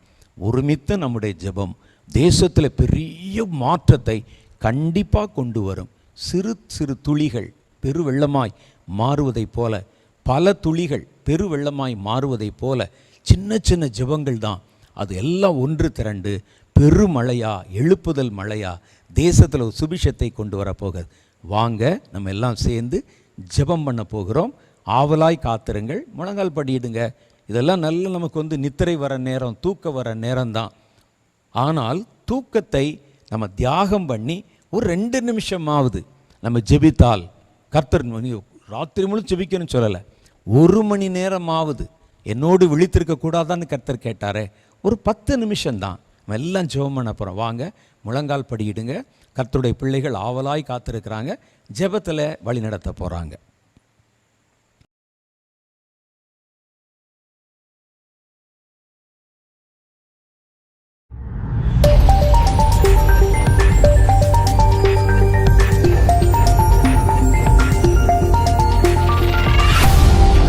கர்த்தர் மீண்டும் ஒரு புதிய வருஷத்தை நம்முடைய வாழ்க்கையில் தந்திருக்கிறார். பாருங்கள், அநேகருக்கு கிடைக்காத ஒரு பாக்கியம். போன வருஷத்தில் இருந்தவங்க ஒருவேளை இந்த வருஷத்தை பார்க்க முடியாமல் போயிருக்கலாம். ஆனால் கர்த்தரோ நம்மேலே நினைவாக இருந்து மறுபடியும் ஒரு புது வருஷத்தை நமக்கு கொடுத்திருக்கிறார். ஒருவேளை நாம் நம்முடைய தவறுகளை சரிப்படுத்தி கொள்ளவும் பரிபூரணத்தை நோக்கி அடையவும் கர்த்தர் இந்த வருஷத்தை மேலதிகமாக ஒரு வருஷத்தை நமக்கு தந்திருக்கிறார் என்று தான் நம்ம கொள்ள வேண்டும். அப்போ தேவன் கொடுத்த அந்த நல்ல வருஷத்தை மன மகிழ்ச்சியோட, தேவனுடைய பிள்ளைகளோட, நல்ல துதி ஆராதனையோட, கர்த்தருடைய வசனத்தோட, ஜெபத்தோடு நம்ம ஆரம்பிச்சிருக்கிறோம். சிலர் பாருங்களேன், புது வருஷம் அப்படின்னு சொன்னாலே பல்வேறு விதமான உலக கொண்டாட்டங்கள், பல்வேறு விதமான களியாட்டங்கள். இன்றைக்கி இரவில் நீங்கள் பார்த்தீங்கன்னா பல இடங்களில், பெரிய பெரிய பட்டணங்கள்ல எல்லாம் குடிப்பதும் வெறிப்பதும், பப்பில் போகிறதும், ரோட்லெல்லாம் சத்தம் போட்டுட்டு போகிறதும், நிறைய விபத்துகள் நடப்பது கூட இந்த மாதிரியான நாட்களில் தான். அதுலேயும் இந்த புது வருஷ கொண்டாட்ட நாட்களில் நிறைய ஹோட்டல்களில் பாட்டு, நடனம், கூத்து, கும்மாளம் என்று நேரத்தை கழிக்கும்போது உங்களுக்கு எனக்கும் வானத்தையும் பூமியும் படைத்த தேவனோடு இந்த புதிய வருஷத்தை துவங்குவதற்கான பாக்கியம் கிடைத்திருப்பது சாதாரண ஒரு காரணம் அல்ல. கர்த்தர் யார் மேலே நினைவாக இருக்கிறாரோ, கர்த்தர் யாரை ஆசீர்வதிக்க விரும்புகிறாரோ, கர்த்தர் யாரை அழைத்திருக்கிறாரோ அவங்களுக்கு தான் இப்படிப்பட்ட பாக்கியங்கள் கிடைக்கிறது. உலகத்தினுடைய எந்த ஸ்தானத்தில் இருப்பதை பார்க்கிலும் கர்த்தருடைய பாதத்தில் இருப்பது தான் பெரிய ஸ்தானம் என்று தேவனோடு நெருங்கி பழகின கர்த்தருடைய ஊழியக்காரர்கள் நமக்கு சொல்லியிருக்கிறாங்க. ஆகவே இந்த புதிய வருஷத்தை நன்றியோடு நம்ம ஏற்றுக்கொள்ளுகிறோம். ஒரு கரை, திரை, பிழை, குறைகள் இல்லாத ஒரு வருஷமாக நம்ம நடக்கணும் அப்படின்னு மனதில் ஒரு தீர்மானத்தை எடுத்துக்கொண்டு தான் அந்த வருஷத்துக்குள்ளே நம்ம நுழைகிறோம். மாம்சத்தில் உள்ள மனிதன் தானே, சில சமயங்களில் நம்ம கீழே தவறி போயிடலாம். இருந்தாலும் கூட கர்த்தருடைய கிருபையினால் தவறுகளை சரி செய்து கொண்டு இந்த புதிய வருஷத்தில் ஒரு நன்மையான ஓட்டத்தை நம்ம ஓடணும். இன்றைக்கி நம்ம புது வருஷ செய்தியாக ஒரு முக்கியமான காரியத்தை குறித்து நம்ம பார்க்க போகிறோம். கிறிஸ்தவர்கள் நடுவிலே புது வருஷம், புத்தாண்டு என்றாலே அடுத்து ஞாபகத்துக்கு வருவது என்னென்னா வாக்குத்தத்தங்கள். யார் இதை ஆரம்பித்தா, யார் இதை கொண்டு வந்தான்னு நமக்கு தெரியல. சபைகளில், புத்தாண்டு ஆராதனைகளில் புது வருஷ வாக்குத்தத்தம் என்கிற ஒரு கான்செப்ட் வச்சுருக்கிறாங்க. ஒரு வாக்குத்தத்தத்தை எடுத்து இந்த வாக்குத்தத்தத்தை தங்களுடைய சபையார்களோட பகிர்ந்து கொள்ளுகிறார்கள். இது தவிர ஒவ்வொருவருக்கும் இண்டிவிஜுவலாக இந்த வருஷத்துக்கான வாக்குத்தத்தம் என்று கூட சில சபைகளில் வாக்குத்தத்த கார்டு கொடுக்கறது வழக்கம். ஒரு கேலண்டர் வாங்கினீங்கன்னா அதில் வாக்குத்தத்தம் இருக்கும். ஒரு புக் மார்க் வாங்கினீங்கன்னா 2024க்கான வாக்குத்தத்தம் இருக்கும். இது மாதிரி பல இடங்களில், பல சபைகளில், பல ஊழியங்களில் ஒரு குறிப்பிட்ட வாக்குத்தத்தத்தை நமக்கு இந்த வருஷத்தின் வாக்குத்தத்தம் என்று கொடுப்பதை வழக்கமாக வைத்திருக்கிறார்கள். நான் அதில் எந்த குறையும் சொல்லலை, எந்த தப்பும் சொல்லலை. வாக்குத்தத்தம் என்பது நாம் தேவனிடத்தில் பெற்றுக்கொள்வதற்கு ஏதுவான, சுதந்திரத்துக்கு ஏதுவான ஒரு இலக்கு என்று தான் நான் சொல்லுவேன். ஒரு இலக்கை நியமித்து கொண்டு அந்த இலக்கை நோக்கி ஓடுவது நல்லது. இலக்கை நியமித்து விட்டு அந்த இலக்கு நமக்கு கிடைத்துவிடும் என்று சொல்லி நீங்கள் அதுக்காக எந்த காரியமும் செய்யாமல் இருந்தால் அந்த இலக்கினால உங்களுக்கு எந்த பிரயோஜனம் இல்லை. வாக்குத்தத்தம் என்பது ஒரு இலக்கு, நம்ம அடைய வேண்டிய ஒரு இடம், ஒரு எய்மு, ஒரு நோக்கம். அந்த நோக்கத்தை நாம் நிர்ணயித்து கொள்ளுகிறோம். இதுதான் இந்த வருஷத்துக்கான என்னுடைய நோக்கம், இந்த வாக்குத்தத்தத்தை சுதந்திரிப்பது தான் என்னுடைய நோக்கம் என்று நிர்ணயித்து கொண்டா அந்த வாக்குத்தத்தத்தை பெறுவதற்கு நம்ம என்ன செய்ய வேண்டும் என்பது நிறைய விஷயம் இருக்கு. அதெல்லாம் செய்யாம இதுதான் என்னுடைய இலக்கு என்று நாம நிர்ணயித்து கொண்டு நாம நம்ம வழியில எப்பவும் போல வழக்கமா ஓடினா வாக்குத்தத்தம் தனியாகவும் இலக்கு தனியாகவும் உங்களுடைய வாழ்க்கை தனியாகவும் இருந்துவிடும். அதனால தான் நம்ம என்ன செய்யணும்னா எதையும் ஆவியோடையும் உண்மையோடையும் செய்யணும். ஒரு குறிப்பிட்ட நேரத்தின் சந்தோஷத்துக்காக, ஒரு மன திருப்திக்காக, இது எனக்கு கர்த்தர் கொடுத்த வாக்கு தத்துவம் அப்படின்னு ஒரு அட்டையை பெற்றுக்கொண்டு வீட்டில் சொருகி வைக்கிறதுனாலையோ ஸ்டிக்கர் போட்டு ஒட்டி வைக்கிறதுனாலையோ என்ன பிரயோஜனம் இருக்க முடியும் என்று நினைக்கிறீர்கள்? அதனால் இன்றைக்கி நம்ம பார்க்க போகிறதும் வாக்கு தத்துவத்தை பற்றி ஒரு விஷயந்தான். ஒருவேளை நீங்கள் டிவிக்கு முன்னால் உட்கார்ந்துருக்கும்போது இவர் என்ன வாக்கு தத்துவம் சொல்லுகிறார் என்ற எதிர்பார்ப்போடு நீங்கள் இருப்பீங்க. நான் இன்னைக்கு சொல்ல போகிற காரியம் ஒரு குறிப்பிட்ட வாக்கு தத்தம் அல்ல. நம்ம மேலான வாக்கு தத்தங்களை நாட வேண்டும் என்பதை பற்றி ஒரு சின்ன ஆலோசனை செய்தியை உங்களுக்கு சொல்லி செல்ல நான் விரும்புகிறேன். இன்னைக்கு பாருங்கள், இப்போவே நமக்கு ரொம்ப நேரம் ஆகிவிட்டது.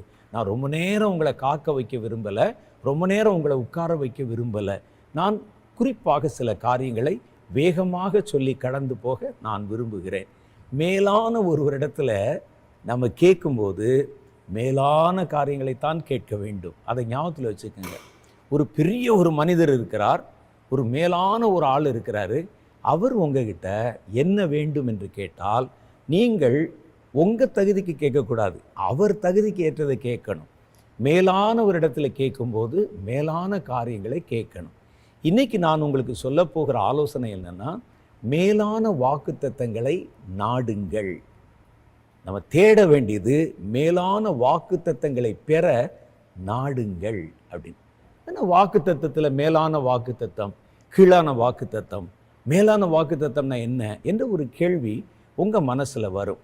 அந்த கேள்விக்கு விடை பார்ப்பதற்கு முன்னால் வாக்குத்தத்தம் என்றால் என்ன என்பதை பற்றியும் வாக்குத்தத்தங்களை நாம் சுதந்திரித்து கொள்ள என்ன செய்ய வேண்டும் என்ற சில காரியங்களை மாத்திரம் நான் உங்களுக்கு சொல்லி அடுத்த காரியத்துக்குள்ளே நான் உங்களை அழைத்து செல்ல விரும்புகிறேன். வாக்குத்தத்தம் என்றால் என்ன அப்படின்னு கேட்டால், தேவன் தாம் ஒருவருக்கு செய்ய போகிற நன்மையை அதை பெறப்போகிறவர்களுக்கு முன்பாகவே வெளிப்படுத்தி சொல்லுவதற்கு பேர் தான் வாக்குத்தத்தம். நான் உங்களுக்கு நாளைக்கு இதை செய்ய போகிறேன், அடுத்த மாதம் உங்களுக்கு நான் இதை கொடுக்க போகிறேன் என்பதை யாருக்கு கொடுக்க போகிறேனோ அவருக்கு நான் முன்பாகவே சொல்லிவிடுவது, அது பேர் தான் வாக்குத்தத்தம். நான் மறுபடியும் சொல்கிறேன், உங்களுக்கு புரியுதான்னு பாருங்கள். தேவன் தாம் செய்ய போகும் நன்மையை அதை பெறப்போகிறவர்களுக்கு முன்கூட்டியே வெளிப்படுத்தி சொல்லுவதற்கு பேர் தான் வாக்குத்தத்தம். அப்போ கர்த்தர் ஒரு காரியத்தை செய்ய போகிற காலத்துக்கு முன்னாலேயே யாருக்கு செய்ய போகிறாரோ அவர்களுக்கு அதை வெளிப்படுத்தி சொல்லுகிறார். நான் உனக்கு இதை செய்ய போகிறேன், அது எப்போ செய்ய போகிறேன், ஒருவேளை நாளைக்கு இருக்கலாம், அல்லது இந்த வருஷத்தில் இருக்கலாம், அவருடைய வாழ்க்கையில் எப்போ ஒரு தருணத்தில் இருக்கலாம். அது என்ன என்பது அந்தந்த வாக்குத்தத்தங்களையும் அதை பெறப்போகிற மனிதர்களையும் குறித்த விஷயம். எல்லாருக்கும் ஒரே மாதிரி நடந்து விடாது. ஆபிரகாமுக்கு கர்த்தர் வாக்குத்தத்தம் கொடுத்த போது அந்த வாக்குத்தத்தத்தை சுதந்திரித்து கொள்ள 25 வருஷம் ஆச்சு. அந்த வாக்குத்தத்தம் அவருடைய வாழ்க்கையில் நிறைவேற, அதற்காக அந்த வாக்குத்தத்தத்தை பெற அவர் மாதிரியே அத்தனை வருஷங்கள் காத்திருக்க வேண்டுமா என்று கேட்டால் அது அப்படி அல்ல. அது ஆளுக்கு ஆள் வித்தியாசப்படும், அது மனிதர்களுக்கு மனிதர் வித்தியாசப்படும். அப்போ வாக்குத்தத்தம் என்பது பொதுவாக நம்ம தெரிந்து கொள்ள வேண்டிய காரியம். தேவன் ஒரு மனிதனுக்கு அல்லது ஒரு தேசத்துக்கு அதை பெறுகிறவர்களுக்கு செய்ய போகிற நன்மையை முன்கூட்டியே சொல்றதுக்கு பேர் தான் வாக்குத்தத்தம் என்பதை நம்ம பார்க்கணும். வாக்குத்தத்தம் கூட ஒரு விதமான தீர்க்க தரிசனம்தான். ஏன்னா நாளைக்கு நடக்க போகிறத, எதிர்காலத்தில் வரப்போகிறத முன்கூட்டியே சொன்ன அதுக்கு பேர் என்ன? தீர்க்க தரிசனம். அப்போ வாக்குத்தத்தம் என்பது ஒரு வகை தீர்க்க தரிசனம் என்பதாக நம்ம பொருள் கொள்ள வேண்டும். சரி, இப்போ நமக்கு ஒரு மனசில் ஒரு கேள்வி வருது. தேவன் செய்ய போகிறதை செய்ய வேண்டிய நேரத்தில் செஞ்சிட வேண்டியதானே, அதை ஏன் முன்பாகவே சொல்ல வேண்டும் அப்படின்னு கேட்டா, கர்த்தர் தாம் செய்ய போகிறதை நீங்கள் பெற்றுக்கொள்வதற்கு சில தகுதிகள் உங்களுக்கு தேவைப்படும் என்று கருதினால், அந்த தகுதியை நீங்கள் உருவாக்கி கொள்வதற்கான கால அவகாசத்துக்காக தான் செய்ய போகிறதை முன்பாகவே நமக்கு சொல்லுவாங்க. சில சமயத்தில் தான் கொடுக்க போகிறதை நீங்கள் உடனடியாக பெற்றுக்கொள்ள முடியும் என்றால் உங்களுக்கு வாக்குத்தத்தமாக அதை சொல்ல வேண்டிய அவசியம் இல்லை, முன்கூட்டியே சொல்ல வேண்டிய அவசியம் இல்லை. முன்கூட்டியே ஒரு காரியத்தை நான் உனக்கு இதை செய்வேன் என்று சொன்னால் அதை பெறுவதற்கு நீங்கள் சில காரியத்தை செய்ய வேண்டும் என்பதுதான் அதனுடைய பொருள். அதில் நிறைய பேர் அதை குறித்து கவனிப்பதே இல்லை. வாக்குத்தத்தம் என்றாலே அதை நீங்கள் பெறுவதற்கு ஏதோ ஒன்றை செய்ய வேண்டும். இல்லை, கர்த்தர் ஒரு நன்மை செய்ய போறாரு, நீங்க எதுவுமே செய்ய வேண்டியதில்லைன்னா அதை அவர் முன்கூட்டி உங்களுக்கு சொல்ல வேண்டிய அவசியம் இல்லை. சில வாக்குத்தத்தங்களை பெற நீங்கள் சில தகுதிகளை வளர்த்து கொள்ளணும், சில ஆயத்தங்களை செய்யணும், அதை பெற்றுக்கொள்ளணும். அப்படின்னா அதை பெறுவதற்கு சில காலங்களுக்கு முன்பாகவே நான் இதை கொடுக்க போறேன் அப்படின்னு கர்த்தர் சொல்லுவார். அப்போ ஒரு வாக்குத்தத்தம் சொல்லிட்டார்னா அதை பெறுகிற வரைக்கும் நீங்கள் உங்களை தகுதிப்படுத்தி கொள்ளணும், நீங்கள் அந்த இலக்கை நோக்கி முன்னேறணும். அந்த வாக்குத்தத்தத்தை பெற நான் என்ன செய்ய வேண்டும் என்று கர்த்தர் சொன்னாரோ அதை நம்ம நிறைவேற்றணும். ஆபிரகாமை கர்த்தர் அழைத்தாருன்னு சொன்னேன்ல, அழைத்த போது பாருங்களேன், அவருக்கு ஒரு வாக்குத்தத்தத்தை கொடுத்தார். என்ன வாக்குத்தத்தம்? அவருக்கு நீண்ட நாட்களாக குழந்தை இல்லாமல் இருந்தது. உனக்கு ஏற்ற காலத்தில் ஒரு குழந்தையை கொடுப்பேன், அவன் மூலம் உம்முடைய வம்சத்தை விருத்தி ஆக்குவேன். வானத்து நட்சத்திரங்களை எண்ணக்கூடுமானால் எண்ணிப்பார், அதனுடைய தொகைக்கு ஏதுவாக உன்னுடைய சந்ததியை நான் பெருக பண்ணுவேன் என்பதுதான் அந்த வாக்குத்தத்தம். அந்த வாக்குத்தத்தத்தை கர்த்தர் சொல்லிட்டு அதை பெறுவதற்கு அவர் என்ன செய்ய வேண்டும் என்பதையும் கர்த்தர் சொன்னார்.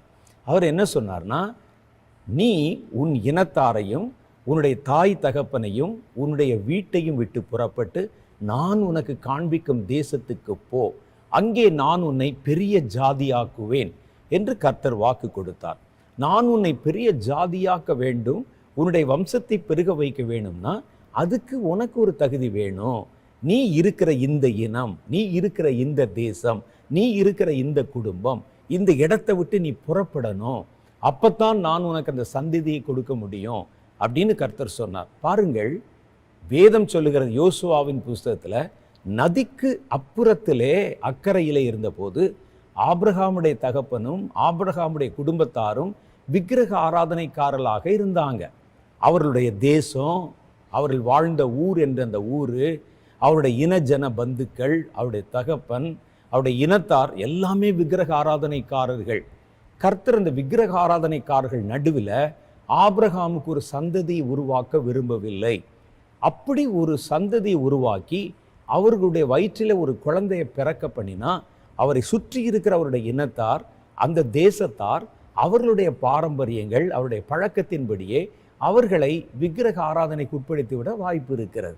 அதனால தான் கர்த்தர் என்ன செய்தார்னா, இவருடைய சந்ததியை அந்த தேவனை விட்டு விலகி போன, விக்கிரகங்களுக்கு பின்னாலே கடந்து போன, தேவனுக்கு விரோதமான காரியங்களுக்கு தங்களை விற்று போட்ட இனத்தின் நடுவிலே அதை கொடுக்க விரும்பவில்லை. அந்த வாக்குத்தத்தம் அந்த இடத்துல நிறைவேறினா அந்த வாக்குத்தத்தம் சுற்றி இருக்கிற சூழ்நிலைகளினால கரைபட்டு போய்விடும். அதனால கர்த்தர் என்ன செய்தார்னா, நான் உனக்கு ஒரு சந்ததியை கொடுக்க போறேன், அந்த சந்ததி வானத்துக்குரிய சந்ததி போன்றது, நித்தியத்துக்குரிய சந்ததி போன்றது. ஆகவே நான் அவர்களை பூமிக்குரிய மனிதர்களோட வளர்க்க விரும்பல. அதனால நீ என்ன செய்யணும், அப்படிப்பட்ட ஒரு சந்ததியை உன் வயிற்றிலே நீ பெறுவதற்கு உன் இனத்தையும் உன் தாய் தகப்பனையும் உன்னுடைய ஊரையும் உன்னுடைய இனத்தாரையும் விட்டு புறப்பட்டு நான் உனக்கு காண்பிக்கும் தேசத்துக்கு போ. நான் உன்னுடைய சந்ததியை எங்கே வச்சு வளர்க்க விரும்புகிறேனோ, எங்கே வைத்து கற்றுக் கொடுக்க விரும்புகிறேனோ, எந்த கரை திரை பிழைப்படாமல் அவர்களை நடத்த விரும்புகிறேனோ அந்த இடத்துக்கு நீ கடந்து போகணும். அது என் மனதில் இருக்கிறது. நீ அதை செய்தால்தான் இந்த வாக்குத்தத்தத்தை நான் உன் வாழ்க்கையில் நிறைவேற பண்ணுவேன் என்று கர்த்தர் சொல்லித்தான் ஒரு கட்டளை அவர் கொடுத்தார். சும்மா ஒரு காரியத்தை கொடுக்க போறாங்க, அதுக்கு நீங்க என்னவுமே செய்ய வேண்டாம்னு சொன்னா அதை முன்கூட்டியே உங்களுக்கு சொல்ல வேண்டிய அவசியம் இல்லை. முன்கூட்டி சொல்லப்படுவதற்கு பேர் தான் வாக்குத்தத்தம். அப்போ இந்த வாக்குத்தத்தத்தை பெறுவதற்கு நாம் சில காரியங்களை செய்யணும். சில ஆட்கள் ரொம்ப ரொம்ப மெத்த படித்தவர்கள் சொல்லுவாங்க, நாம் செய்கிறதுனால தான் கர்த்தர் கொடுப்பாரா? அப்படியானால் கர்த்தருடைய கிருபை என்பது என்ன இருக்கிறது? நாம் கையை கட்டி கொண்டிருந்தாலே கர்த்தர் கொடுத்து விடுவார். அவர் நம்ம மேலே இரக்கமாயிருந்தால். அதுக்கு பேர் வாக்குத்தத்தம் கிடையாது. வாக்குத்தத்தம் என்றால் வாக்குத்தத்தத்தை பெறுவதற்கான ஒரு கட்டளை இருக்கும். நீங்கள் இதில் கீழ்ப்படிவதற்கும் செய்வதற்குமான சில காரியங்கள் இருக்கும். அது இல்லாமல் எந்த வாக்குத்தத்தங்களும் முற்று பெறாது. நன்மை என்பது வேறு, வாக்குத்தத்தம் என்பது வேறு. வாக்குத்தத்தம் என்பது பெற வேண்டியதற்கு முன்னாலேயே அட்வான்ஸாகவே தான் கொடுக்க போகிறதை குறித்து உங்களுக்கு ஒரு வெளிப்பாட்டை கர்த்தர் கொடுத்து விடுவார். ஏன் அப்படி கொடுக்கணும் என்றால், நீங்கள் அதை பெறுவதற்கு சில தகுதிகளை வளர்த்து கொள்ளணும், சில ஆயத்தங்களை நீங்கள் செய்யணும். இதுக்கு தான் கர்த்தர் தாம் செய்ய போவதை முன்பாகவே உங்களுக்கு கொடுக்கிறார். அது மாத்திரம் இல்லை, நீங்கள் பெற்றுக்கொள்வதற்கான தகுதியை வளர்த்து கொள்வதற்கு மாத்திரமல்ல, அந்த வாக்குத்தத்தத்தை பெற்றுக்கொண்ட பிறகு அந்த வாக்குத்தத்தத்தை இழந்து விடாமல் தக்க வைத்து கொள்வது, அதுக்குண்டான ஒரு பலம் இருக்கு. வாக்குத்தத்தத்தை வாங்குறது பெருசு இல்லை, ஆனால் அந்த வாக்குத்தத்தத்தை தக்க வைத்து கொள்வது ரொம்ப பெருசு. அதை தக்க வைத்து கொள்வதற்கு ஒரு ஆவிக்குரிய பலன் நமக்கு வேண்டும். அந்த பலனை நீங்கள் இப்போவே பெருக்கிக் கொள்ள வேண்டும். அது மாத்திரம் இல்லை, பெற்றுக்கொண்ட வாக்குத்தத்தத்தை பயன்படுத்தும் ஞானம் நமக்கு வேண்டும். ஒரு வாக்குத்தத்தத்தை கர்த்தர் கொடுக்கிறேன்னு சொல்லிட்டாரு. அப்போ முதல் காரியம் நமக்கு என்ன வேணும்? அந்த வாக்குத்தத்தத்தை பெறுவதற்கான சில ஆயத்தங்களை நம்ம செய்யணும். ரெண்டாவது, அந்த வாக்குத்தத்தத்தை பெறுவதற்கான சில தகுதிகளை நம்ம வளர்த்து கொள்ளணும். மூணாவது, பெற்ற வாக்குத்தத்தத்தை தக்க வைத்து கொள்வதற்கான பலத்தை பெற்றுக்கொள்ளணும். வாங்கிட்டு அப்படியே இழந்துடக்கூடாது. சிலர் பாருங்க, நல்ல வாக்குத்தத்தத்தை சுதந்திரிப்பாங்க. சவுல் என்ற ஒரு மன்னரை உங்களுக்கு தெரியும். அவர் வீட்டில் தன் தகப்பனுக்கும் தாய்க்கும் அடங்கி இருந்த ஒரு மகன். அவருடைய தகப்பனார் நிறைய ஆடு மாடுகள் கழுதைகள் வைத்திருந்தார். அவர் வீட்டில் இருந்த கழுதைகள் ஒரு நாள் திடீரென்று காணாமல் போய்விட்டது. அவருடைய தகப்பனார் சொன்னார் சவுலை பார்த்து, சவுலே, வீட்டில் இருந்த கழுதை காணாமல் போயிடுச்சு, அதை போய் தேடி பிடிச்சிட்டு வான்னு சொன்னார். அதற்காக புறப்பட்டவர் ஒரு வேலையாளை அழைத்து கொண்டு கடந்து போகிறார்.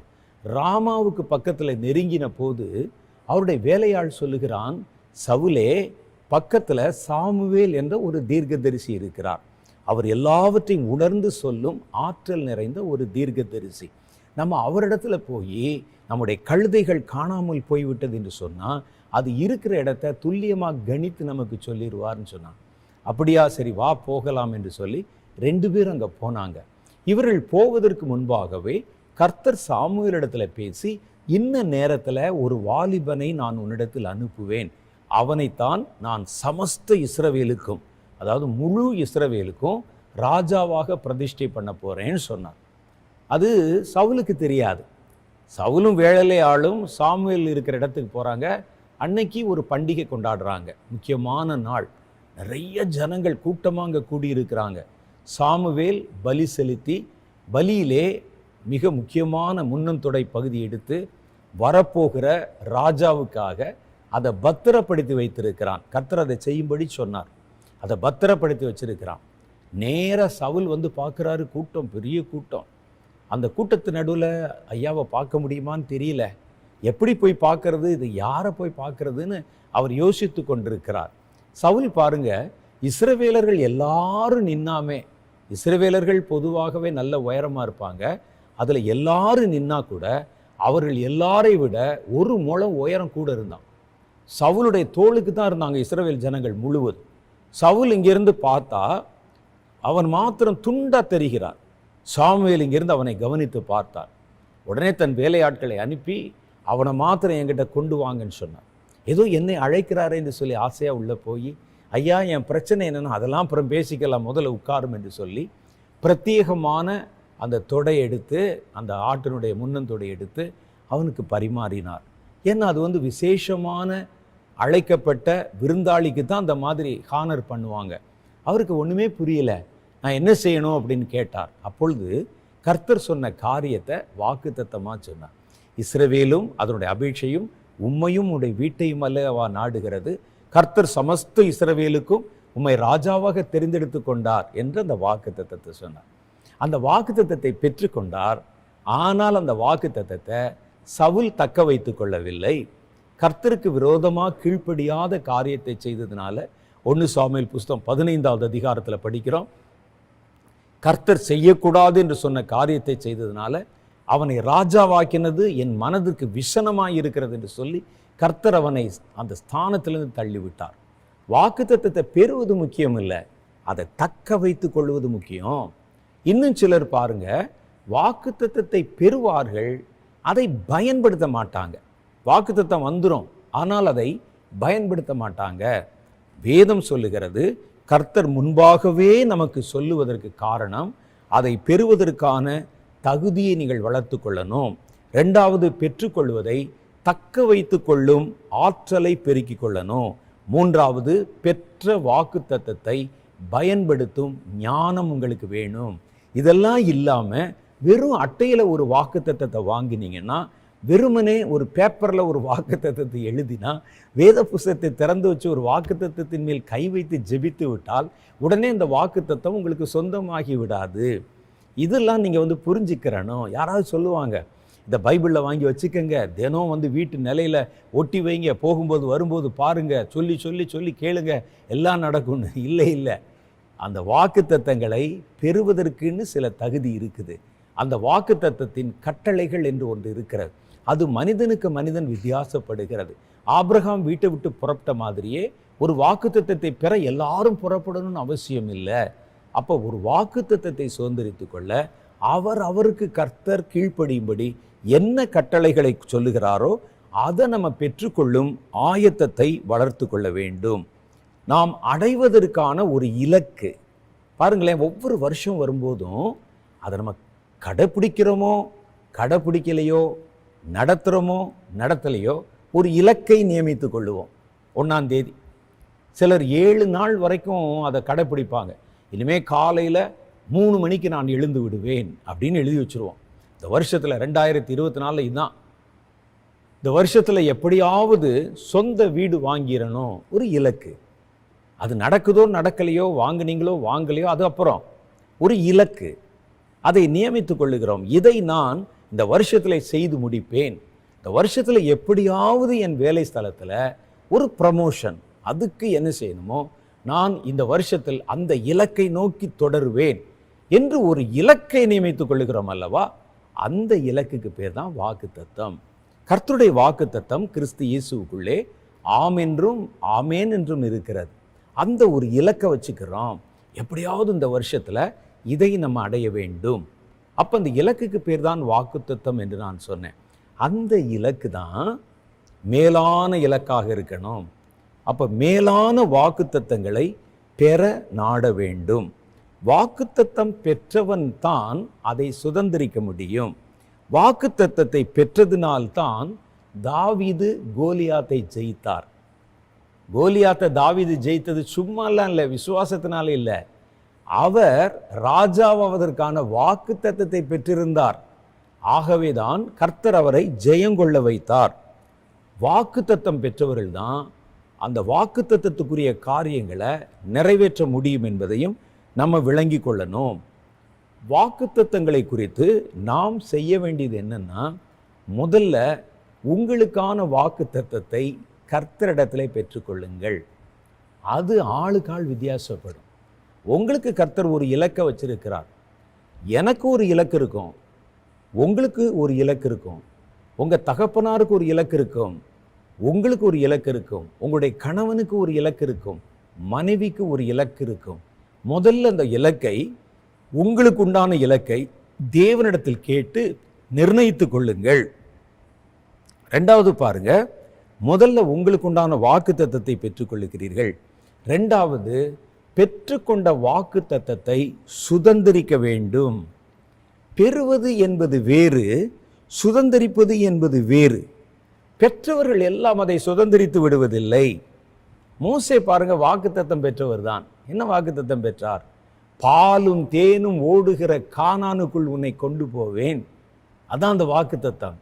அந்த வாக்குத்தத்தத்தை பெற்றுக்கொண்டு 40 வருஷம் அந்த வாக்குத்தத்தத்துக்காக உழைத்து அந்த வாக்குத்தத்தத்தை அடையும்படி நாடினார்.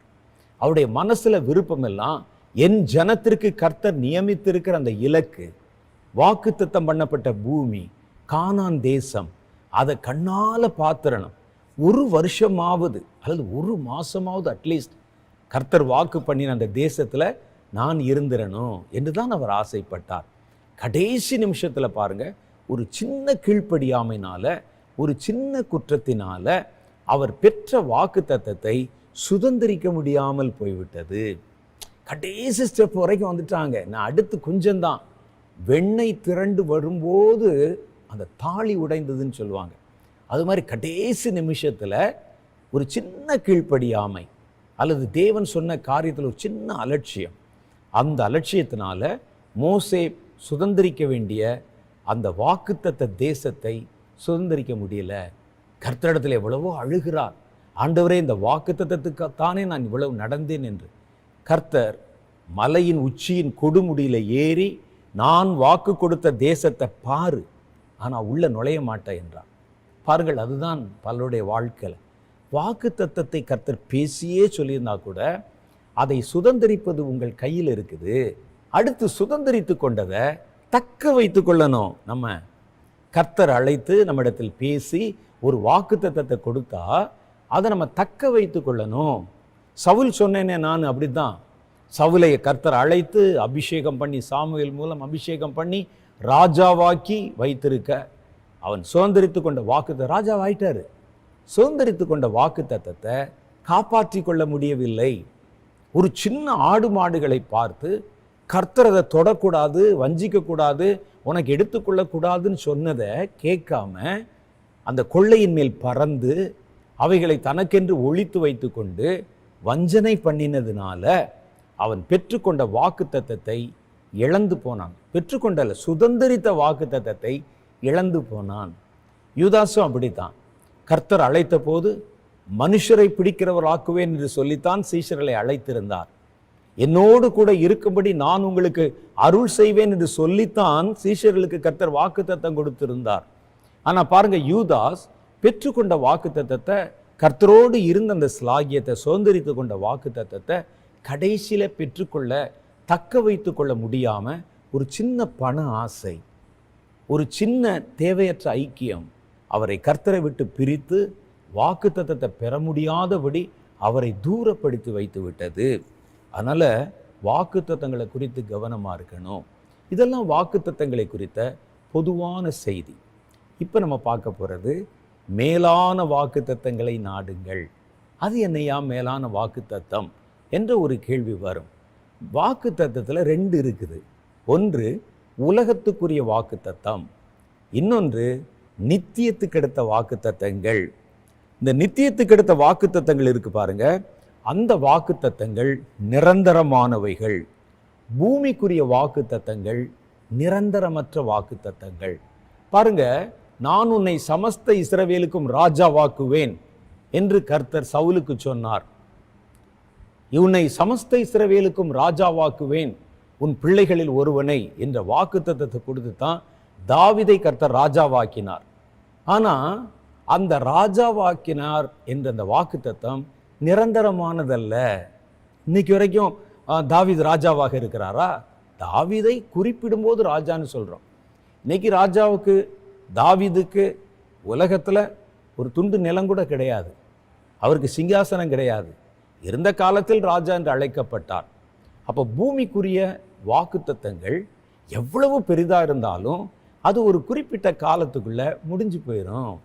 அந்த வாக்கு தத்தங்கள் நிரந்தரமானவைகள் கிடையாது. ஆனால் நித்தியத்துக்கு எடுத்த வாக்கு தத்தம் என்று ஒன்று இருக்கிறது. அந்த நித்தியத்துக்கு எடுத்த வாக்கு தத்தங்கள் என்றைக்கும் நிரந்தரமாக உங்களோடு இருக்கும். பூமிக்குரிய ஆசீர்வாதம், உனக்கு திரளான ஆடு மாடுகளையும் உனக்கு திரளான ஆஸ்திகளையும் பெருகவே பெருக பண்ணுவேன் ஆபிரகாமுக்கு கர்த்தர் சொன்னார். அதே மாதிரி கொடுத்தார். இன்னைக்கு ஆபிரகாமுடைய ஆட்டை, ஆபிரகாமுடைய மாட்டை, ஆபிரகாமுடைய கோவேரி கழுதைய, ஆபிரகாமுடைய ஒட்டகத்தை எங்கேயாவது நீங்க பார்த்துருங்க? பார்க்க முடியுமா? இன்னைக்கு பூமியில இருக்குதா? இருக்காது. ஏனென்றால் பூமிக்குரிய ஆசீர்வாதங்கள் அந்த மனிதன் பூமியில் இருக்கிற காலம் வரைக்கும் தான் அவனுக்கு சொந்தமா இருக்கும். ஆனால் மேலான வாக்கு தத்தங்கள் என்பது நித்தியத்துக்கு எடுத்த வாக்கு தத்தங்கள். அந்த வாக்குத்தத்தங்கள் அடையும்படி தான் நீங்க நாடணும். ஏன்னா பூமிக்குரிய வாழ்க்கையில நீங்க ராஜாவா இருந்தாலும் நிரந்தரமானதல்ல, பிச்சைக்காரனாக இருந்தாலும் நிரந்தரமானதல்ல. ஏழையாயிருந்தால் அந்த ஏழ்மை தன்மையும் நிரந்தரமானதல்ல. பூமியில பணக்காரனாக இருக்கிறான், 10 கார் வச்சிருக்கிறான், பகட்டான வாழ்க்கை இருக்குது, பல பங்களா இருக்குது, அதுவும் நிரந்தரமானது இல்லை. அப்ப இந்த பூமிக்குரிய வாக்குத்தத்தங்களை நாடுவதற்கு போராடி அட்டை போட்டு கை வச்சு ஜோம் பண்ணி அது கொஞ்ச நாள் தான் நிற்கும். ஆனால் வேதத்தை நீங்கள் வாசித்து பார்த்து இதே வேத புஸ்தகத்தில் பூமிக்குரிய வாக்குத்தத்தத்தை தாண்டி மேலான வாக்குத்தத்தங்கள் உங்களுக்கு சொல்லப்பட்டிருக்கிறது. அந்த வாக்குத்தத்தங்களை நீங்க நாடணும். அப்ப ஏன் பூமிக்குரிய வாக்குத்தத்தங்கள் சொல்லப்பட்டிருக்குன்னு ஒரு கேள்வி கேட்கலாம். அது தப்பு இல்லை. ஆனால் நீங்கள் அதை மாத்திரம் இலக்காய் வைக்கிறோம் பாருங்க, அது தப்பு. இதை தாண்டி வேற பல மேன்மையான வாக்குத்தத்தங்கள், நித்திய வாக்குத்தத்தங்கள் அது மறைக்கப்பட்டிருக்கிறது. இன்னைக்கு அதை யாரும் பார்க்கறது இல்லை. அந்த இலக்கை அடைவதற்கு யாரும் நாடுவதில்லை. நமக்கு சொல்லிக் கொடுக்கப்படுவதெல்லாம் வளமான ஒரு வாழ்க்கை, செழிப்பான ஒரு வாழ்க்கை. இருங்க, வளமான வாழ்க்கை வாக்குத்தத்தம் வச்சு நீங்க தினம் ஜெபம் பண்ணி வளமான வாழ்க்கை வந்துட்டு எத்தனை வருஷம்?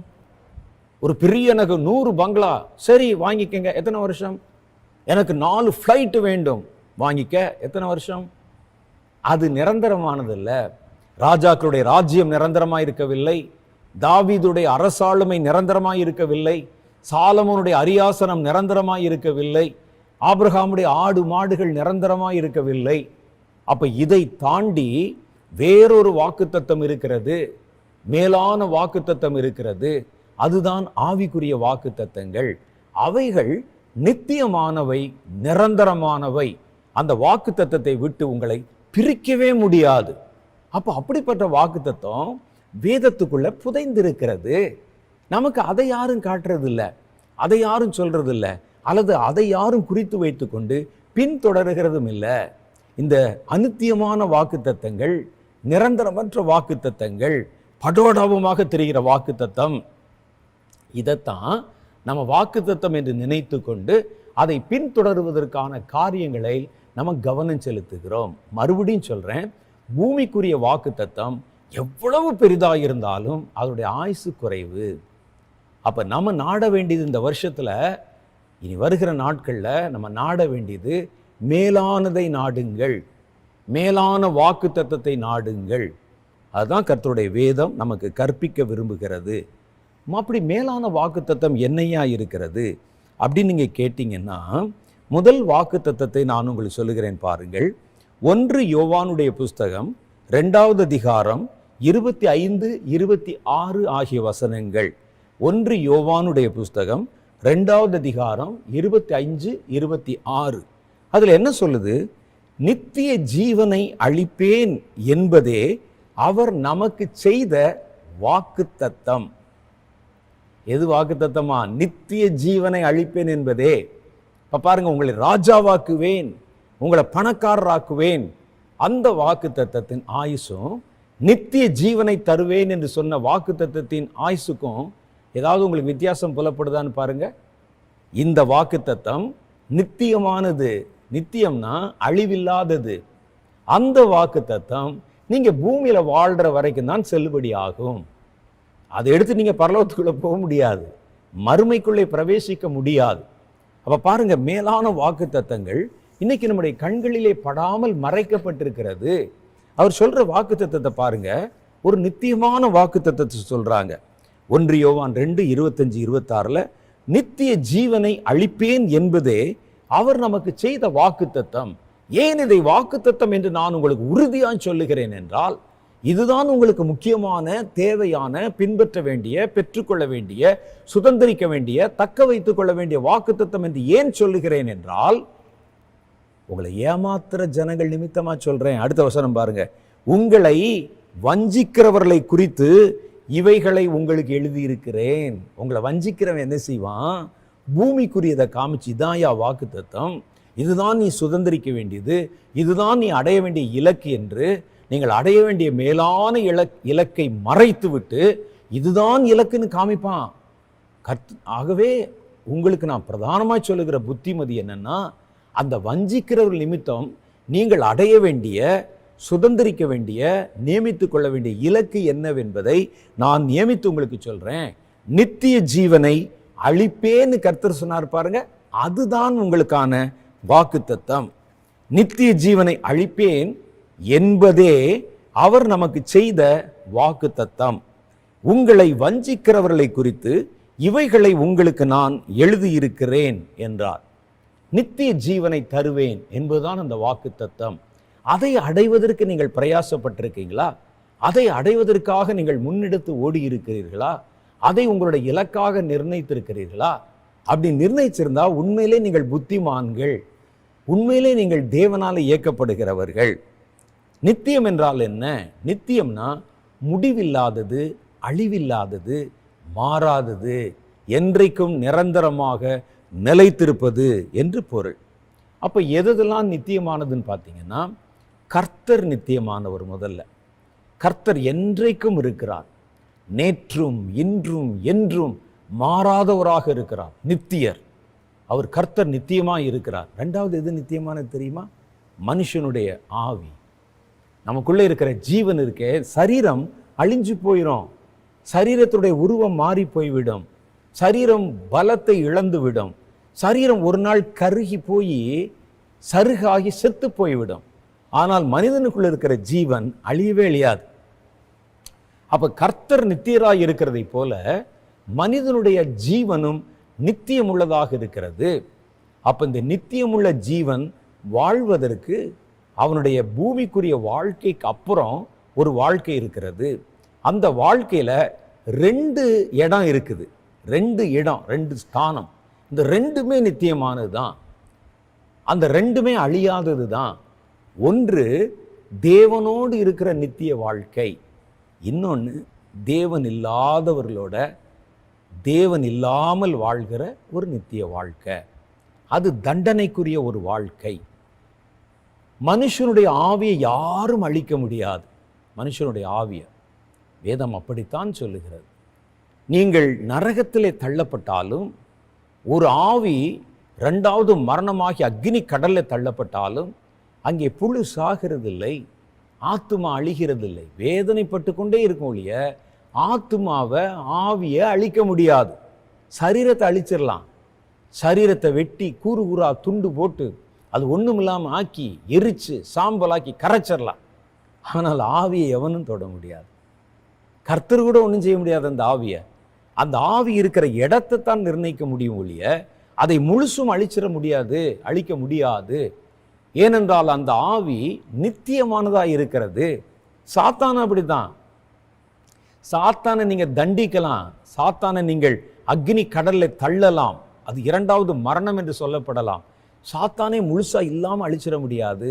ஏனென்றால் இவைகள் எல்லாம் தேவனுடைய ஆவியினால் உண்டாக்கப்பட்டவைகள்.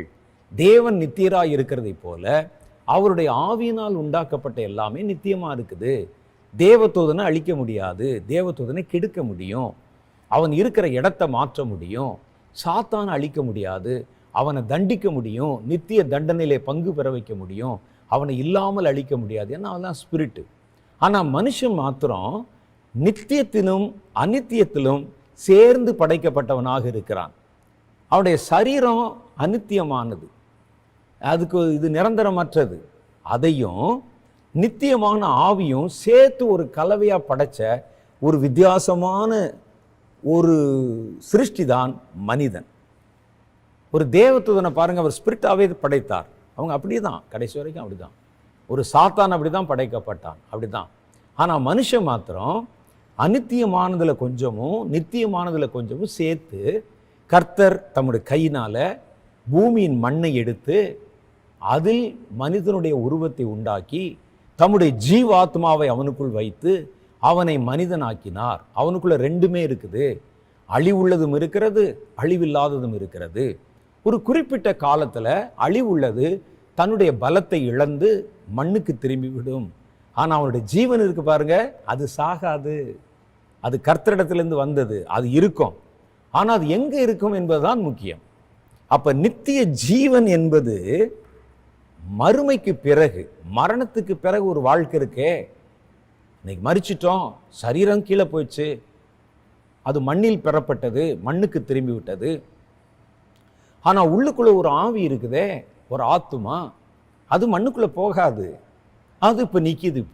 இப்போ எங்கே போகிறது தெரியாது. பூமியில் தெரியாத ஒரு ஊரில் கொண்டு போய் விட்டால் எங்கே போவீங்க? வலது பக்கமா இடது பக்கமா? எல்லா மனுஷனுக்கும் மரணம் நியமிக்கப்பட்டிருக்கிறது. ஒரு தரம் பிறப்பதும் பின்பு நியாய தீர்ப்பு அடைவதும் மரிப்பதும் எல்லா மனிதனுக்கும் நியமிக்கப்பட்டிருக்கிறது. ஒரு நாள் மரித்த உடனே டக்குன்னு கண்ணை கட்டி காட்டில் விட்ட மாதிரி இருக்கும், தனியாக நிற்போம். நமக்குள் இருந்த அநித்தியமான சரீரம் மண்ணில் போயிடும், அது மாறி போய்விடும், அழிந்து போய்விடும். இப்போ ஸ்பிரிட் மாத்திரம் நிற்கிது. இப்போ எங்கே போகிறதுன்னு உங்களுக்கு தெரியாது. எப்படி எங்கே போக போகிறோம்? வலது பக்கமா இடது பக்கமா? பூமிக்கு நீங்கள் வந்த போது உங்களுக்கு துணையாக கொஞ்சம் பேர் இருந்தாங்க. இங்கே பூமியில் ஒரு தகப்பன், ஒரு தாய், ஒரு குடும்பம், கொஞ்சம் உறவினர்கள், இவங்க நடுவில் நீங்கள் வந்தீங்க. மரிக்கும்போது அங்கே யாருக்கு உங்கள் கூட யாரும் இருக்க போகிறாங்களா? தெரியாது. அடுத்து என்ன செய்ய போகிறோம்? தெரியாது. இப்போ எங்கே போய் நம்ம ஒளிவது, எங்கே போய் பதுங்குவது தெரியாது. அதில் 2 இடம் இருக்குது. அந்த 2 இடமே நித்தியமான இடங்கள். ஒன்று எரிகிற நரகம், அதில் கர்த்தருக்கு விரோதமாய் பாவம் செய்தவர்கள் அங்கே பங்கடைவார்கள். எவ்வளோ காலம்? நித்தியம் என்று வேதம் சொல்லுகிறது. அங்கே தீ எரிகிறதுனால, அக்னி கடல் பற்றி எரிகிறதுனால, அதில் போய் விழுகிறதுனால இந்த ஜீவன், இந்த ஆவி அழிந்து விடாது. மரணத்துக்கு பின்பு வருகிற அந்த வாழ்க்கை அழிக்க முடியாத ஒரு வாழ்க்கை. அது போகிற இடம்தான் வித்தியாசமானது. அப்போ இதற்கு மரணம் என்ற ஒரு பெயர் கொடுக்கப்படுகிறது. அந்த மரணம் என்றால் என்ன? உண்மையான மரணம் என்னன்னு கேட்டால், தேவனை விட்டு ஒரு ஆவி பிரிவதற்கு பேர் தான் மரணம். ஆண்டவரை விட்டு பிரியணும். சாத்தான் தேவனை விட்டு பிரிந்தான், தேவ சமூகத்திலிருந்து துரத்தப்பட்டான். அதே மாதிரி மனிதன் தேவனை விட்டு பிரிக்கப்பட்டான். அந்த நிலைமைக்கு பேர் தான் மரணம். பாருங்கள், ஆதியாம புஸ்தகத்தில் ஒரு சம்பவம் சொல்லுது. கர்த்தர் ஆதாமையும் ஏவாளையும் பூமியின் மண்ணினாலே உண்டாக்கி தம்முடைய ஜீவ சுவாசத்தை ஊதி அவர்களை ஜீவாத்மாவாக்கினார். அவங்களுக்கு ஒரு கட்டளை கொடுத்தாரு. நீங்கள் இங்க இருக்கிற எல்லா விருட்சத்தின் கனிகளையும் புசிக்கவே புசிக்கலாம், நடுவில் இருக்கிற நன்மை தீமை அறியத்தக்க விருட்சத்தின் கனியை மாத்திரம் புசிக்க கூடாது. அதை புசிக்கும் அந்நாளில் தானே சாகவே சாவீர்கள் என்றார். ஆனால் நடந்தது என்ன? ஏவாள் வஞ்சிக்கப்பட்டு விலக்கப்பட்ட கனியை புசித்தாள்.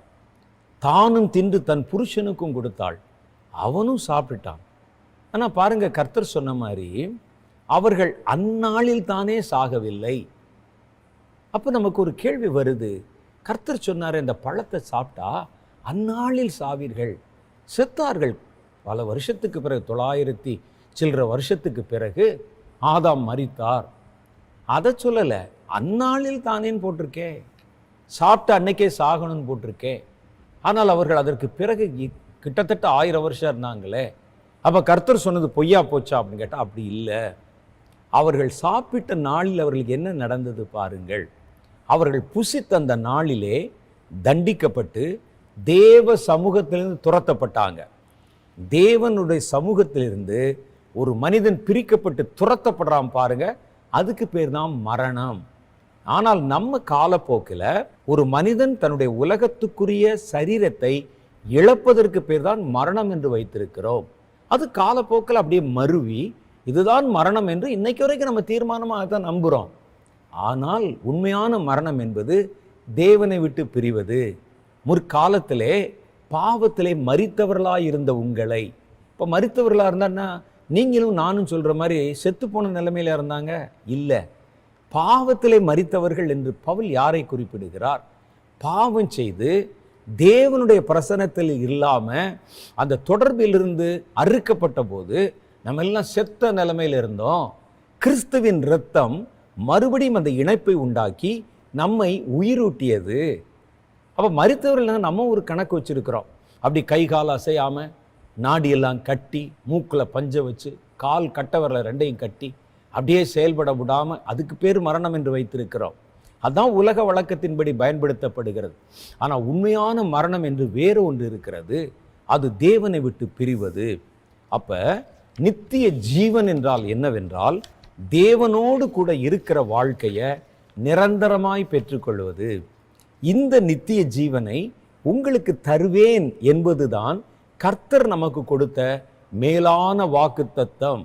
ஏன்னா ஒரு தடவை ஒரு மனிதன் இந்த பூமிக்குரிய வாழ்க்கையிலிருந்து மரணம் அடைந்து விட்டால் மறுபடியும் தன் சரீரத்துக்குள்ளே அவன் வர முடியாது. அவ்வளோதான், ஒரு தடவை உடைஞ்சது தான்.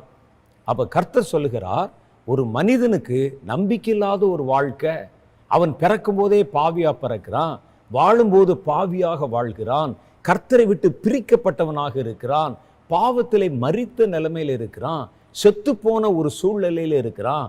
கிறிஸ்துவனுடைய இரத்தம் அவனை மறுபடியும் உயிர்ப்பித்தது, அவனுடைய ஜீவனுக்கு ஒரு நித்தியத்தை கொடுத்தது. அவனுடைய ஜீவன் தேவனோடு இணைந்து தேவனோடு பேசவும் நடக்கவும் பழகவும் அவரை விளங்கி கொள்ளவும் ஒரு பெரிய ஒரு வாக்கு தத்தத்தை அவனுக்குள்ளே கொடுத்து அவனுக்கு திரும்ப அந்த உயிரை கொடுத்தது. அதில் அவன் வளரும்போது கர்த்தர் வாக்கு பண்ணின அந்த நித்திய வாழ்க்கையை பெறுகிறான். உலக வாழ்க்கை முடிஞ்ச உடனே அவனுக்கு கர்த்தரோடு இணைந்திருக்கிற ஒரு வாழ்க்கை கிடைக்கிறது. அதுதான் மேலான வாக்குத்தத்தம். அந்த வாக்குத்தத்தத்தை பெற நீங்கள் நாடுங்கள் அப்படின்னு சொன்னார். அப்ப என்ன சொல்றார் பாருங்க, நித்திய ஜீவனை உங்களுக்கு தருவேன் என்பதே அந்த வாக்குத்தத்தம். அப்ப இந்த வாக்குத்தத்தத்தை அடையும்படிக்கு நம்ம நாடணும். இன்னைக்கு நிறைய பேர் நித்திய ஜீவனை பற்றி யோசிப்பதில்லை, மரணத்துக்கு பிறகு வருகிற வாழ்க்கையை பற்றி கவலைப்படுவதில்லை. ஆனால் எல்லா மனிதனுக்கும் மரணத்துக்கு பின் வருகிற ஒரு வாழ்க்கை நியமிக்கப்பட்டிருக்கிறது. எல்லாரும் ஒரு தடவை மரணம் அடைந்தே ஆக வேண்டும். அதற்கு பின் வருகிற வாழ்க்கையை தேவனோடு கழிக்க போகிறோமா, தேவன் இல்லாத மரண நிலையிலே நம்ம மரித்தவர்களோட கூட கழிக்க போகிறோமா என்பதுதான் கேள்வி. அப்போ இந்த நித்திய ஜீவனை நான் உங்களுக்கு இந்த உலகத்திலே உங்களுக்கு நான் தருவேன் என்பதுதான் கர்த்தர் நமக்கு தந்த மேலான ஒரு வாக்குத்தத்தம். இந்த வாக்குத்தத்தத்தை பெற நம்ம என்ன செய்ய வேண்டும் என்று வேதம் சொல்லுது. நான் சொன்னேன், ஒரு வாக்குத்தத்தம் இருந்தால் அதை பெறுவதற்கு நீங்கள் செய்வதற்கான சில காரியங்கள் இருக்கிறதுன்னு சொன்னேன். அப்போ இந்த நித்திய ஜீவன் என்ற வாக்குத்தத்தத்தை பெற நான் என்னையா செய்யணும்? நான் நித்திய ஜீவனை பெற விரும்புகிறேன், நித்தியமாய் கடவுளோடு இருக்க விரும்புகிறேன். அந்த இருளில் பாதாளத்தில் மரித்தவர்களோட நான் பங்கடைய விரும்பலை, சாத்தானோட அவனுடைய தூதர்களோட தண்டிக்கப்பட்டவர்களோட நானும் தண்டிக்கப்பட்ட ஒரு வாழ்க்கை வாழ விரும்பலை. அப்போ கர்த்தர் எனக்கு நித்திய ஜீவனை வாக்கு பண்ணி இருக்கிறாரே, அதை நான் பெற விரும்பினால் நான் அதற்கு என்ன செய்ய வேண்டும் என்று ஒரு கேள்வி வருது இல்லை? ஆபிரகாம் தன் வாக்குத்தத்தத்தை பெற என்னென்ன செய்யணும்னு கர்த்தர் சொன்னார்ல, அதே மாதிரி நித்திய ஜீவனை பெற என்ன செய்யணும்னு சொல்லியிருக்கிறார் பாருங்க. யூதாவின் புஸ்தகம் 1 அதிகாரம் 21 வசனத்துல கர்த்தர் ஒரு காரியத்தை சொல்லுகிறார். என்ன சொல்றாரு? தேவனுடைய அன்பிலே உங்களை காத்து கொண்டு நித்திய ஜீவனுக்கு ஏதுவாக நம்முடைய கர்த்தராகிய கிறிஸ்துவனுடைய இரக்கத்தை பெற காத்திருங்கள். அல்லாமலும் நீங்கள் பகுத்தறிவு உள்ளவர்களாக இருந்து சிலருக்கு இரக்கம் பாராட்டி சிலரை அக்னியிலிருந்து இழுத்துவிட்டு பயத்தோடு அவர்களை ரட்சித்து மாம்சத்தால் கரைபற்றிருக்கிற வஸ்திரத்தையும் வெறுத்து தள்ளுங்கள். நித்திய ஜீவனை பெறுதுன்னா சாதாரணமான விஷயம் அல்ல. இழந்து போன கடவுளுடைய உறவை திரும்ப பெற்று அதை நித்திய காலமாக நம்ம சுதந்திரமாக வைத்துக்கொண்டு மரணத்துக்கு பிறகு வருகிற அழியாமை உள்ள வாழ்க்கையை கடவுளோட கழிப்பது, கடவுளுடைய ராஜ்யத்தில் இடம்பெறுவது என்பது சாதாரணமல்ல. அதுக்கு என்ன செய்யணுமா? முதல்ல நீங்கள் உங்களை தேவனுடைய அன்பிலே காத்து கொள்ளுங்கள். கர்த்தர் உங்க மேல அன்பா இருக்கிறார்ல, அன்பா இருந்தானே தம்முடைய இரத்தத்தை சிந்தினார், தம்முடைய பிள்ளைகளாக அழைத்தார். அந்த அன்பை விட்டு விலகாதபடிக்கு அந்த அன்பை காத்து கொள்வதில் ஜாக்கிரதைப்படுங்கள். அப்போ அவருக்கு பிரியமில்லாத எதை செஞ்சிடாதபடிக்கு, என்னை அன்பு கூறுகிறவர் என்னை வெறுத்து விடாதபடிக்கு, அவர் வெறுக்கிற எதையும் என்னுடைய வாழ்க்கையிலே சேர்த்து கொள்ளாதபடிக்கு அவருடைய அன்பை நான் தக்க வச்சுக்கிறனும்.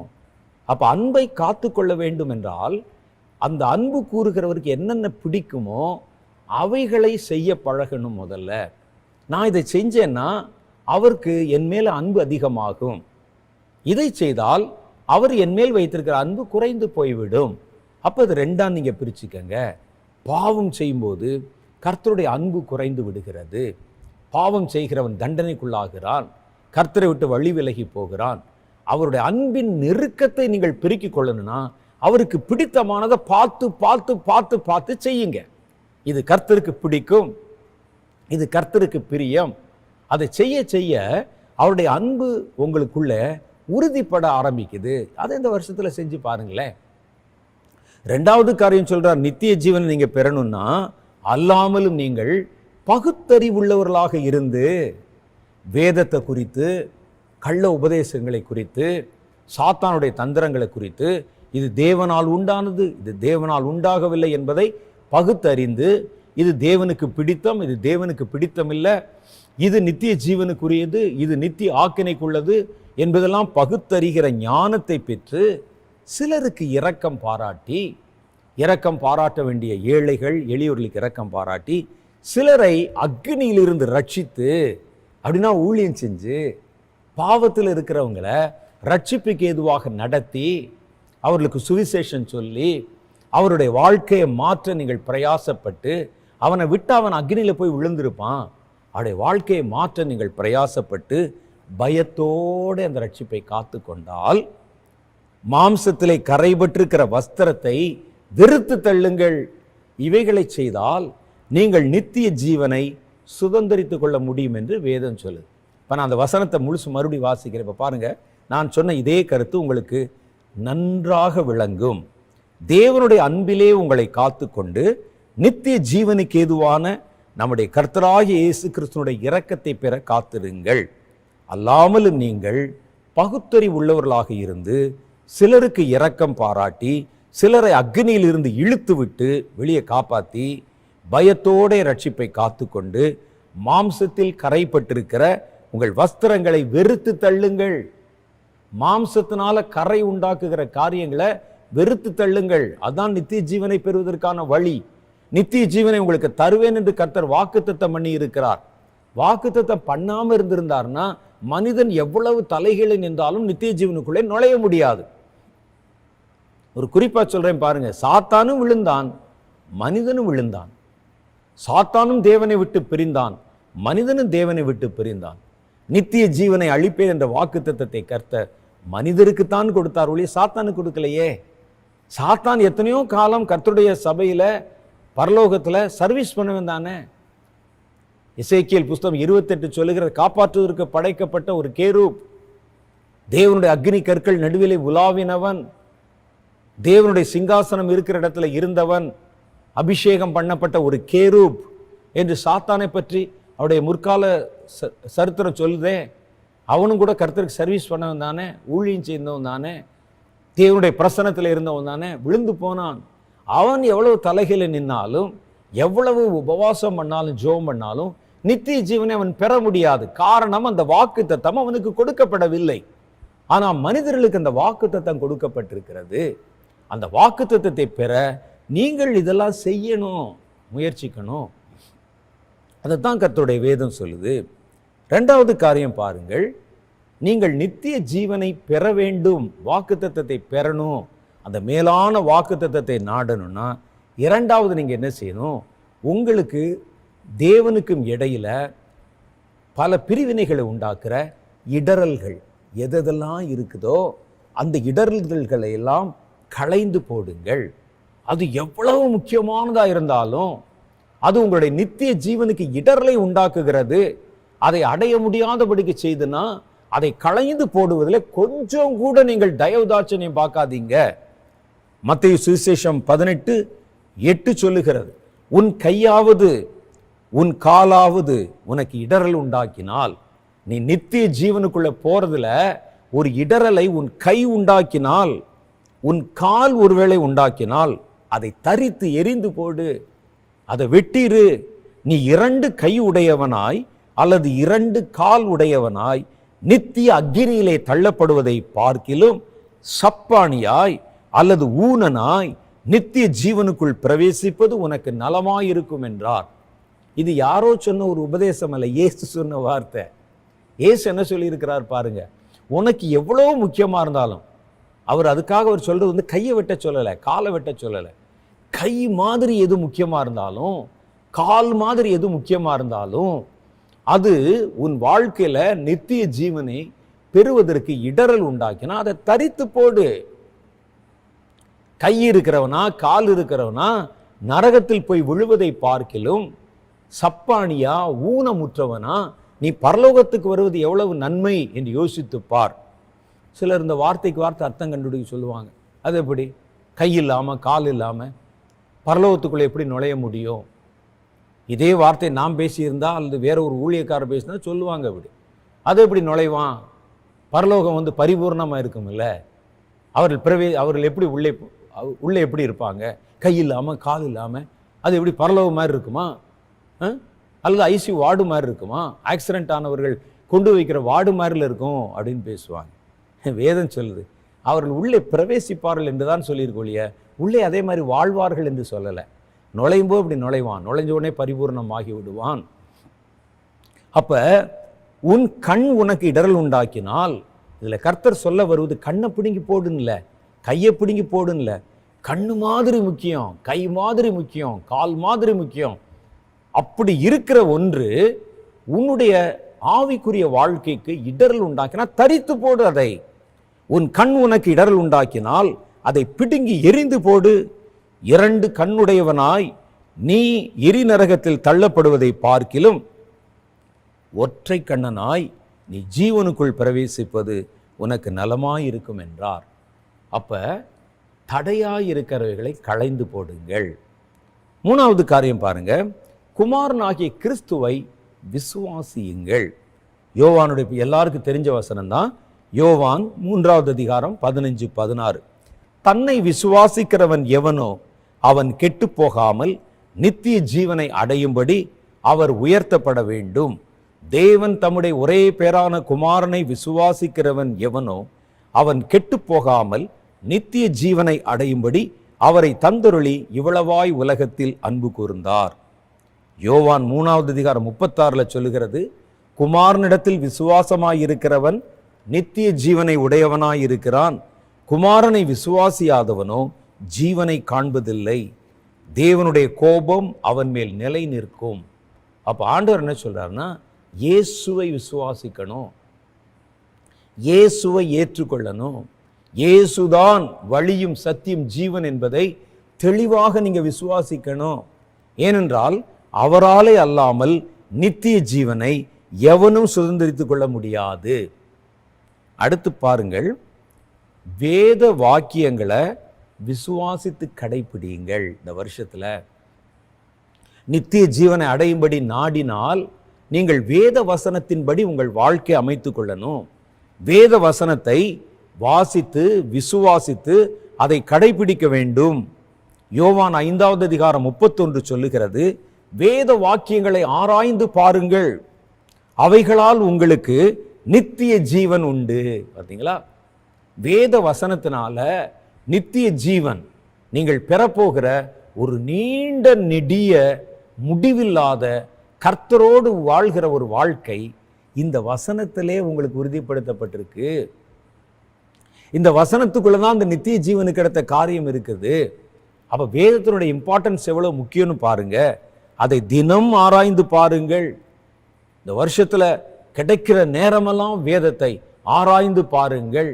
ஆவியானுடைய வெளிச்சத்துல வாசித்து பாருங்கள். அவைகளால் உங்களுக்கு நித்திய ஜீவன் உண்டு என்று கர்த்தருடைய வேதம் சொல்லுகிறது. அடுத்து இந்த வருஷத்துல தேவனையும் கிறிஸ்துவையும் அறிந்து கொள்ள முற்படுங்கள். அதுக்கு தான் பரிசுத்த ஆவியானவர் கொடுக்கப்பட்டிருக்கிறார். பரிசுத்த ஆவியானவர் என்பவர் சும்மா கைதட்டுவதற்கும் பாட்டு பாடுவதற்கும் தீர்க்க தரிசனம் சொல்லுவதற்கும் மிரட்டுவதற்கும் கொடுக்கப்படவில்லை. பிதாவிடத்திலிருந்து புறப்பட்ட ஆவியானவரே அவருடைய ஆழங்களை அறிந்திருக்கிறார். அவர்தான் பரலோகத்தில் பிதாவின் ஆழங்களை அறிந்தவர், குமாரனை அறிந்தவர். அவர் பரலோகத்தில் தான் பார்த்த எல்லாவற்றை குறித்து உங்களுக்கு சாட்சியாக அறிவிப்பார். அதுக்கு தான் பரிசுத்த ஆவியானவர். நம்ம பரிசுத்த ஆவியை பற்றி எவ்வளவு நாள் ஆச்சு? கர்த்தர் இதெல்லாம் உங்களுக்கு சாட்சியாக சொல்லியிருக்கிறாங்களா? பிதா எப்படி இருப்பார், அவர் என்ன விரும்புவார், குமாரன் எப்படி இருப்பார், பரலோகம் எப்படி இருக்கும், பரலோகத்தை ஏறினவன் ஒருவனும் இல்லை, அங்கிருந்து புறப்பட்ட குமாரனே அல்லது பரிசுத்த ஆவியானவரே அவைகளை நமக்கு வெளிப்படுத்தினார் என்று எழுதியிருக்கே. அப்ப பரிசுத்த ஆவியானவர் உங்களுக்கு இதெல்லாம் வெளிப்படுத்தி இருக்கிறாரா? அப்படி வெளிப்படுத்த வேண்டும் என்றதுல்லவா வேதம் சொல்லுகிறது. அப்ப கிறிஸ்துவை அறிந்து கொள்வது என்றால் என்ன? நம்ம எந்த அளவில் கிறிஸ்துவை அறிந்து கொண்டிருக்கிறோம்? கிறிஸ்து இந்த உலகத்துக்கு வந்தார், மாட்டுக்குடியில பிறந்தாரு, 33 வருஷம் இந்த உலகத்திலே வாழ்ந்தார், 3 வருஷம் ஊழியம் செய்தார், அவர் மேலே பொய்யான குற்றச்சாட்டுகள் சுமத்தப்பட்டு சிலுவையிலே அறையப்பட்டார். அவர் 3 வருஷம் ஊழியம் செய்த காலத்துல அற்புதம் செய்தார், எளியவர்களை குணமாக்கினார், நன்மை செய்தார். அவர் மேல குற்றஞ்சாட்டி சிலுவையில் அரைஞ்சாங்க. 3ஆவது நாள் உயிரோடு எழுந்து பரலோகத்துக்கு போயிட்டார். இதுதான் எல்லாருக்கும் தெரியுமே. இது இல்லை, ஒன்றான மெய்தேவனையும் நீர் அனுப்பினவராகிய இயேசு கிறிஸ்துவையும் அறிவதே நித்திய ஜீவன். அவருடைய தன்மை, அவருடைய குணம், அவருடைய சுபாவம், அவருடைய வார்த்தை போன்றவைகளை அறிந்து கொள்வதற்காகத்தான் பரிசுத்த ஆவியானவர் நம்ம கொடுத்திருக்கிறார். நித்திய ஜீவன்னா என்ன அப்படின்னு கர்த்தரிடத்தில் கேட்டால் அவர் சொல்றாரு, ஒன்றான மெய்தேவனை. தேவனை எப்படிங்க நம்ம போய் அறிகிறது? ஒன்றான மெய்தேவன் அனுப்பிய இயேசுவை எங்க போய் அறிவது? நான் வேதம் அதற்குத்தான் 2 பெரிய ஏதுக்களை தந்திருக்கிறது. ஒன்று வேத புஸ்தகம். இயேசு சொன்னார், என்னை குறித்து சாட்சியிடுகிறவைகள் இந்த வேத வசனம். இந்த வேத வசனத்தை விளங்கிக் கொள்வதற்கு பரிசுத்த ஆவியானவர் அவர் பரலோகத்தில் பார்த்த எல்லாவற்றையும் உங்களுக்கு சாட்சியாக அறிவிக்கிறார். அப்ப குமாரனை அறிந்து கொள்ளவும் தேவனை அறிந்து கொள்ளவும் மனிதர்களுக்கு கொடுக்கப்பட்ட 2 பெரிய ஏதுக்கள் வேத வசனமும் பரிசுத்த ஆவியும். அதை முறையா நீங்கள் பயன்படுத்தணும். நான் ஏற்கனவே சொன்ன மாதிரி பெற்றுக்கொள்வது பெருசு இல்லை, பயன்படுத்தணும். எல்லாரும் தான் பைபிள் வச்சிருக்கிறோம், பயன்படுத்தணும். எல்லாரும் தான் பரிசுத்த ஆவி பெற்றிருக்கிறோம், பயன்படுத்தணும். அந்த பரிசுத்த ஆவியானவர் எதற்கு இருக்கிறார் நமக்கு தெரியுதில்லை.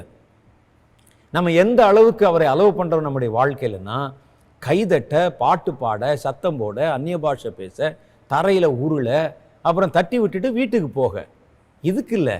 அவர் பரலோகத்தில் பார்த்த யாவற்றையும் குறித்து உங்களுக்கு சாட்சி சொல்லணும். சத்தியத்தை குறித்து உங்களுக்கு அவர் கற்பிக்கணும். பாவத்தை குறித்து உங்களை இடித்துரைக்கணும். ஒன்றான மெய் தேவனை அவர் உங்களுக்கு வெளிப்படுத்தணும். தேவனை அறிந்து கொள்வது நமக்கு நம்மளை பற்றியே தெரியாதே. நான் அதைத்தான் சொல்லுவேன். சில ஆட்கள் பார்த்தீங்கன்னா கர்த்தரை பொறுத்து கரகண்ட மாதிரி பேசுவாங்க. இது இப்படி பேசக்கூடாது, அது அப்படி பேசக்கூடாது, இது இந்த இடம் தப்பு, அந்த இடம் தப்பு, நான் பார்த்தேன் அப்படின்னு பேசுவாங்க. ஐயா, நான் உங்களுக்கு சொல்லுவது, நம்மை பற்றியே நமக்கு சரியா தெரியாது. உங்களை பற்றி நமக்கு என்ன தெரியும்? யோசித்து பாருங்க. திடீர்னு தலைவலிக்குது, ஒரு காய்ச்சல் வருது, சாப்பிட்டா ஜீரணமாகலை, என்னன்னு தெரியல, உடனே மருத்துவமனைக்கு போகிறோம்.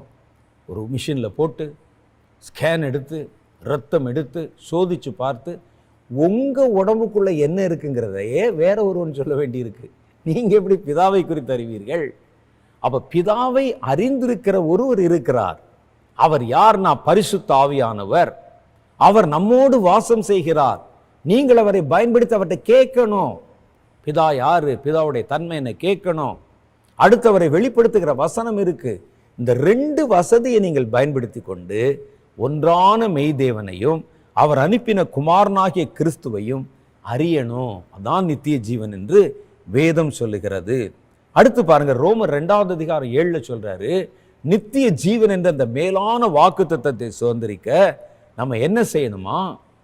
சோர்ந்து போகாமல் நற்கிரிகளை செய்து மகிமையும் கனத்தையும் அழியாமையையும் தேடுகிறவர்களுக்கு நித்திய ஜீவனை அளிப்பார். அவர் சொல்றாரு, நித்திய ஜீவனை கொடுக்கிறதுக்கு, நித்திய ஜீவனை சுதந்திரித்துக் கொள்வதற்கு சில காரியங்கள் இருக்கிறது. ரோமர்ல அவங்க சொல்றாங்க 2:7 சோர்ந்து போகாம நற்கிரிகளை செய்யுங்கள், உங்களுக்குள்ளும் யாவருக்குள்ளும் நன்மையை பகிர்ந்து கொள்ளுங்கள், இப்படி செய்வது கர்த்தருக்கு பிரியமுள்ளதாய் இருக்கிறது, உங்களை குறித்த தேவனுடைய சித்தமாய் இருக்கிறது என்று கர்த்தருடைய வேதம் சொல்லுது. அப்ப நற்கிரிகளை சோர்ந்து போகாமல் செய்து, அது மாத்திரம் பத்தாதான், மகிமையை, தேவனுடைய மகிமையையும் கனத்தையும் அழியாமை உள்ளவைகளையும், எதெல்லாம் அழியாமை உள்ளதுன்னு பாருங்க, எது அழிஞ்சு போகக்கூடியதுன்னு பாருங்க. இப்போ நமக்கே தெரியும் எது அழியக்கூடியது. உலகம் சார்ந்து உலகத்திலிருந்து வெளிப்பட்ட எல்லாமே அழியக்கூடியது, தேவனிடத்திலிருந்து புறப்பட்ட எல்லாமே அழிவில்லாதது. இதுதான் ரொம்ப சிம்பிள் டெஃபினிஷன்.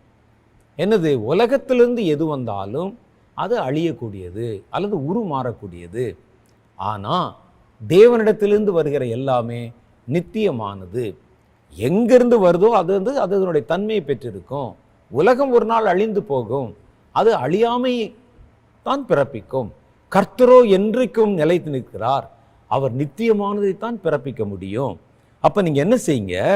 மகிமையை தேடுங்கள், கர்த்தருடைய கனத்தை தேடுங்கள், அழியாமை உள்ளவைகள் என்னவென்ன என்று பார்த்து அவைகளை தேடுங்கள். இந்த ரெண்டையும் செய்கிறாங்க பாருங்க, அவர்களுக்கு நித்திய ஜீவனை கொடுப்பார் என்று வேதம் சொல்லுகிறது. அப்ப பாருங்க, மேலான வாக்குத்தத்தம் நித்திய ஜீவன். ஒரு மனிதனுக்கு எந்த சூழ்நிலையிலும் மரணம் வந்துடலாம், ஆனால் நம்மை தேட சொல்லுகிற காரியம் எல்லாமே கர்த்தரை கொண்டு உலகத்தை தேட சொல்லி தர்றாங்க. அங்கே தான் நமக்கு ரொம்ப கஷ்டமாக இருக்குது.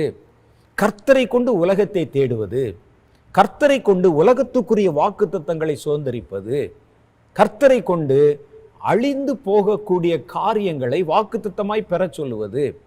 இல்லை, வேதம் சொல்லுகிறது ஒரு மேலான வாக்குத்தத்தம் இருக்கிறது, அதை யாரும் கொடுக்க முடியாது. இன்னைக்கு சொல்கிறோமே, ஒரு வாக்குத்தத்தத்தை வைத்துக்கொண்டு உலகத்தை நீங்கள் சம்பாதிக்கலாம், உலகத்தில் இருக்கிற எல்லாத்தையும் செல்வத்தை சேர்க்கலாம் அப்படின்னு. உலகத்தின் செல்வத்தை கர்த்தரை வைத்து தான் சேர்க்கணும் அவசியம் இல்லை. திருடினாலும் சேர்க்கலாம், உழைச்சாலும் சேர்க்கலாம், யாரும் அதை கொடுக்க முடியும். யாரும் கொஞ்சம் கஷ்டப்பட்டால் பெற்றுக்கொண்டு விட முடியும். ஆனால் நித்தியத்துக்கு எடுத்த காரியத்தையும் நித்திய ஜீவனையும் கர்த்தர் ஒருவர் தான் கொடுக்க முடியும். அப்போ அதுதான் மேலானது. அப்போ கர்த்தர் இதைத்தான் நமக்கு பிரித்து சொல்லும்போது சொன்னார். அதுக்காக இது தேவையில்லைன்னு நான் சொல்லலை. அவர் சொன்னார், நீங்கள் தேட வேண்டியது அதை அல்ல, அது தேவை என்பதை உங்கள் பரமபிதா அறிந்திருக்கிறார். நான் இப்போ மேலானதை தேடுங்கன்னா இதெல்லாம் நமக்கு வேண்டாமான்னு நீங்கள் கேட்கக்கூடாது. கர்த்தர் என்ன சொல்கிறார்னா, உலகத்தில் உங்களுக்கு நன்மைகளும் நமக்கு தேவைப்படுகிறது, ஆனால் அதை நீங்கள் தேட வேண்டியதில்லை. முதலாவது தேவனுடைய ராஜ்யத்தையும் அவருடைய நீதியையும் தேடுங்கள், அப்பொழுது இவையெல்லாம் உங்களுக்கு எது தேவையோ அது கொடுக்கப்படும். அதை உங்களை தேட சொல்லலை, அதை எழுதி ஒட்டி வைத்துக்கொண்டு ஜெபம் பண்ணி கொண்டிருக்க சொல்லலை, அதை அடையும்படி நாட சொல்லலை. இன்னைக்கு பாருங்க, நமக்கு அப்படிதான் சொல்லித்தராங்க. காணிக்க போட்டிங்கன்னா அது 10 உங்களுக்கு திரும்பி வரும்னு சொல்லித்தராங்க. என்ன கர்த்தரனை கந்து வட்டி கடையாக வச்சிருக்கிறாரு? நீங்கள் 1 போட்டால் 4 எடுக்கலாம், 4 போட்டால் 7 எடுக்கலாம் சொல்லித்தராங்க. பாருங்கள், அவருடைய சாட்சியை பாருங்கள். முதல்ல தசமபாகம் தான் கொடுத்தாரு, கர்த்தர் அவருடைய வியாபாரத்தை விருத்தியாக்கினார். அப்புறம் தசமபாகத்தை தாண்டி 20% கொடுத்தாரு, இன்னும் விருத்தியாக்கினார். இப்போ பார்த்தீங்கன்னா அவர் 10% தான் தனக்கு எடுத்துக்கொண்டு 90 கொடுத்து விடுகிறார். அது எங்கேயோ போயிடுச்சுங்க வியாபாரம் சொல்கிறாங்க. உடனே எல்லாரும் பைய தொழாவி தேடி காணிக்கை போட நாடுகிறீர்கள். இது நாடி தேட வேண்டிய விஷயம் இல்லை, தேட வேண்டியது ஒன்றுதான். கர்த்தர் அதைத்தான் சொல்கிறார், இது தேவை, அது உங்களுக்கு தேவைன்னா அவருக்கு தெரியும். முதலாவது தேவனுடைய ராஜ்யத்தையும் நீதியும் தேடுங்கள், அப்பொழுது இவையெல்லாம் உங்களுக்கு கூட கொடுக்கப்படும். நீங்கள் தேடாமலே உனக்கு எது தேவையோ, உனக்கு எவ்வளவு வேணுமோ அதையெல்லாம் இந்த உலகத்தில் வாழ்வதற்கு என்ன வேண்டுமோ அதை கொடுக்க பரமபிதா அறிந்திருக்கிறார். ஆனால் நாம தேட வேண்டியது இதையல்ல, மேலான காரியங்களை என்று வேதம் சொல்லுகிறது. இப்போ மனசுல நல்லா நிர்ணயம் பண்ணிக்கங்க, இந்த வருஷம் நம்ம தேட போகிற வாக்குத்தத்தம் மேலான வாக்குத்தத்தம், நித்திய ஜீவனை உங்களுக்கு தருவேன் என்பதே அந்த வாக்குத்தத்தம். இதை உங்க மனசுல ஆழமாய் வைத்துக்கொண்டு நித்திய ஜீவனுக்கு எடுத்த காரியங்களை இந்த வருஷத்துல ஒரு இலக்காக வைத்துக்கொண்டு தேடுங்கள். உங்கள் முகம் ஒரு நாளும் வெட்கப்பட்டே போகாது. இதை தேடும் போதே உங்களுக்கு தேவையானதை நீங்க தேடாமலே கர்த்தர் தருவேன் என்று வாக்கு பண்ணி இருக்கிறார். இவையெல்லாம் உங்களுக்கு தேவை என்று உங்கள் பரமபிதா அறிந்திருக்கிறார். முதலாவது தேவனுடைய ராஜ்யத்தையும் அவருடைய நீதியும் தேடுங்கள் என்றுதான் வேதம் நமக்கு வற்புறுத்துகிறதை ஒழிய இந்த அநீதியான அல்லது அநித்தியமான காரியங்களை தேடும்படி அதை உங்களை உற்சாகப்படுத்தவில்லை. தேட வேண்டியது மேலான காரியங்கள் என்று கர்த்தருடைய வேதம் நமக்கு சுட்டி காண்பிக்கிறது. இந்த வருஷத்தில் உங்களுடைய இலக்கு நித்திய ஜீவன். நீங்கள் தேட வேண்டியது நித்திய ஜீவன். நித்திய ஜீவனை அடைய நான் எதெல்லாம் சுதந்திரிக்கணும், எதெல்லாம் செய்யணும், எதெல்லாம் பலப்படுத்தி கொள்ளணும் என்பதில் தீவிரமாய் நீங்கள் கவனித்து செயல்படுங்கள். ஏனென்றால் ஒரே ஒரு வாழ்க்கை, அது போனால் திரும்ப வராது. ராஜாவுக்கும் ஒரு வாழ்க்கை தான், அவன் வீட்டில் வேலை செய்கிற வேலைக்காரனுக்கும் ஒரு வாழ்க்கை தான், ஐஸ்வர்யவானுக்கும் ஒரு வாழ்க்கை தான், அவன் வீட்டு வாசல் படியில் காத்திருந்த லாசருவுக்கும் ஒரு வாழ்க்கை தான். ஒரு வாழ்க்கை சீக்கிரமாய் கடந்து போகிறது. ஞானம் உள்ளதை தேடுங்கள், மேலானதை தேடுங்கள், கர்த்தர் வருகிறார். நம்ம எல்லாம் தலைகளை தாழ்த்தி ஒரு சின்ன ஜெபம் பண்ணுவோமா? மேலானதை தேடும்படிக்கு கர்த்தர் உங்களை இந்த வருஷத்தில் நடத்த போகிறார். கர்த்தர் மேலானவர். மேலான காரியத்தை பேசுங்க, மேலான காரியத்தை எதிர்பாருங்க. உங்களது நித்திய ஜீவனுக்கு எடுத்த காரியத்தில் முன்னெடுத்து நடந்து போங்கள். எல்லாரும் நம்ம கண்களை மூடிக்கொள்ளுவோம்.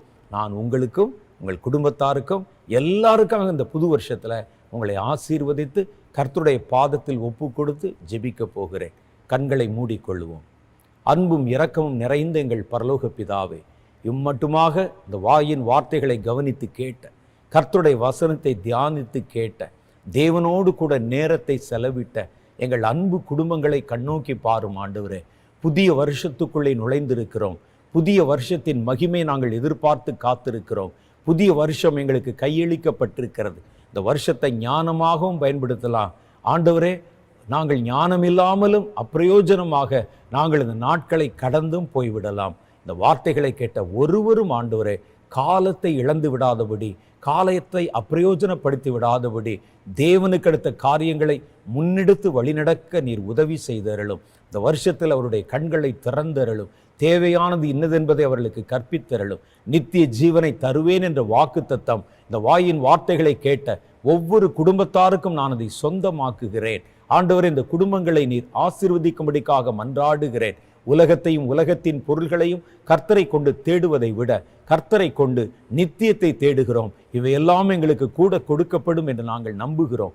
எங்களுக்கு என்ன தேவை என்பதை எங்கள் பரமபிதா அறிந்திருக்கிறார் என்பதை பூர்ணமாக விசுவாசிக்கிறோம். நாங்கள் நாட வேண்டியதும் கேட்க வேண்டியதும் அடைய வேண்டியதும் நாங்கள் இலக்கை நோக்கி ஓட வேண்டியதும் ஒரே ஒரு இலக்கு தான் என்று அறிந்திருக்கிறோம். தேவனாகிய கர்த்தாவே, நீர் எங்களுக்கு தருவேன் என்று சொன்ன வாக்குத்தத்தமாகிய நித்திய ஜீவனை சுதந்திரித்துக்கொள்ள நாங்கள் நாடுகிறோம். தொடர்ந்து உம்முடைய பிள்ளைகளை ஆசீர்வதியும். குடும்பத்தில் இருக்கிற பெரியவர்களை ஆசீர்வதியும். இந்த வருஷத்தை அவர்களுக்கு நன்மையினாலே முடிசூட்டும். எந்த விதமான சரீர உபத்திரவங்களோ ஆண்டவர், எந்த விதமான வியாதிகளோ, சரீரங்களை பலவீனப்படுத்துகிற பலவீனங்களோ அவர்களை தொடாதபடி கர்த்தர் அவர்களை காத்துக்கொள்ளும். குடும்பத்தை நடத்துகிறவர்களை ஆசீர்வதியும். அவருடைய கையின் பிரயாசங்களை ஆசீர்வதியும். ஆண்டவரே, உம்முடைய பிள்ளைகள் எந்த விதத்திலும் குறைவுபடாமல் அவருடைய பொருளாதாரத்தை கர்த்தர் மேம்படுத்தி ஆசீர்வதிக்கும்படிக்காக நாங்கள் ஜெபிக்கிறோம். வீட்டில் இருக்கிற குழந்தைகளை, வாலிபர்களை நாங்கள் நினைவு கூறுகிறோம். வருஷத்தை அவர்களுக்கு நன்மையினால் முடிசூட்டி தாரும். உம்முடைய ஊழியக்காரனாகி நான் குடும்பத்தில் இருக்கிற ஒவ்வொருவரையும் பேராய் ஆசீர்வதித்து ஜெபிக்கிறேன். எங்கள் வாலிபருடைய கண்களை திறந்து கர்த்தருக்கு அடுத்த காரியங்களை நோக்கி அவர்கள் முன்னெடுக்க நீர் அவர்களுக்கு உதவி செய்தருளும். குழந்தைகளை தேவனே நீர் விரும்புகிற பாதையிலே வழிநடத்தி அருளும். வருஷத்தை நன்மையினாலே முடிசூட்டி அருளும். வருஷத்தின் நாட்கள் உம்முடைய பிள்ளைகளுக்கு சாதகமாக விளங்குவதாக. இந்த வருஷத்திலே கர்த்தரை குறித்து அறிகிற அறிவிலே பல படிகள் நாங்கள் முன்னேறி வர எங்களுக்கு உதவி செய்தருளும். இந்த வருஷத்தில் நாங்கள் அதிக மணி நேரங்கள் கர்த்தரோடு கூட செலவிட உதவி தாரும். கர்த்தருடைய காரியங்களை அறிந்து கொள்ள உதவி தாரும். வேத வசனங்களை வாசிக்கவும் கர்த்தருடைய ஊழியத்தை நிறைவேற்றவும் இந்த வருஷத்திலே எங்களுக்கு நல்ல கதவுகளை திறந்தருளும். ஆண்டவரை சந்தர்ப்பங்களை எங்களுக்கு தாரும். அநேகரை நீதிக்குட்படுத்தவும் அநேகரை ஆக்கினையிலிருந்து இழுத்து விடவும் எங்கள் கைகளை கர்த்தர் வலுப்படுத்தும்படிக்காக ஜெபிக்கிறோம். நற்கிரிகளை செய்யும்படிக்காக எங்களுடைய கைகளை வலுப்படுத்தும். ஆண்டவர், இந்த வருஷத்தை நன்மையினாலே முடிசூட்டும். இந்த வார்த்தைகளை கேட்ட ஒவ்வொருவரையும் கர்த்தருடைய நாமத்தினாலே உம்முடைய ஊழியக்காரனாகி நான் ஆசீர்வதித்து ஜெபிக்கிறேன். அவர்கள் ஒவ்வொருவரையும் பேராய் ஆசீர்வதியும். வருஷத்தின் நாட்களை ஆசீர்வதியும். போக்கையும் வரத்தையும் ஆசீர்வதியும். அவர்களுடைய பொருளாதாரத்தையும் களஞ்சியங்களையும் ஆசீர்வதியும். அவருடைய குடும்பத்தையும் பிள்ளைகளையும் ஆசீர்வதியும். இயேசுவின் கரத்திலே உம்முடைய பிள்ளைகள் ஒவ்வொருவரையும் ஒப்பு கொடுத்து ஜெபிக்கிறேன். என் ஜெபத்தை கேட்டு அதன் படியும் அதற்கு அதிகமாயும் இரக்கம் செய்யும். இயேசுவின் நாமத்திலே என் ஜெபத்தை அங்கீகரியும் எங்கள் பிதாவே, ஆமென். நாம் செய்த ஜெபத்தை கர்த்தர் கவனித்து கேட்டிருக்கிறார். இந்த வருஷத்தை கர்த்தர் உங்களுக்கு நன்மையாய் மாற்றுவார். நீங்கள் மேலானதை தேடுங்கள். கர்த்தர் உங்களுக்கு மேலானவராக இருந்து உங்களை பூரண பாதையிலே நடத்தி பாதுகாத்து கொள்வார். மறுபடியும் உங்களுக்கு பிதா, குமாரன், பரிசுத்த ஆவி நாமத்தினாலே புத்தாண்டு நல்வாழ்த்துக்களை தெரிவித்துக் கொள்கிறேன். கர்த்தர் உங்களை ஆசீர்வதித்து காப்பாராக. ஆமென்.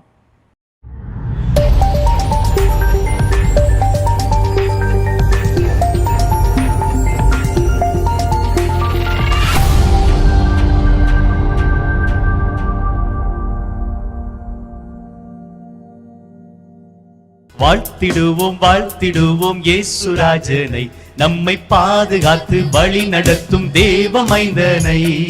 வாழ்த்திடுவோம் வாழ்த்திடுவோம் இயேசுராஜனை, நம்மை பாதுகாத்து வழி நடத்தும் தேவ மைந்தனை. சென்ற வருடம் எல்லாமே கண்ணின் மணியை போலவே நம்மை காத்து கொண்டாரே.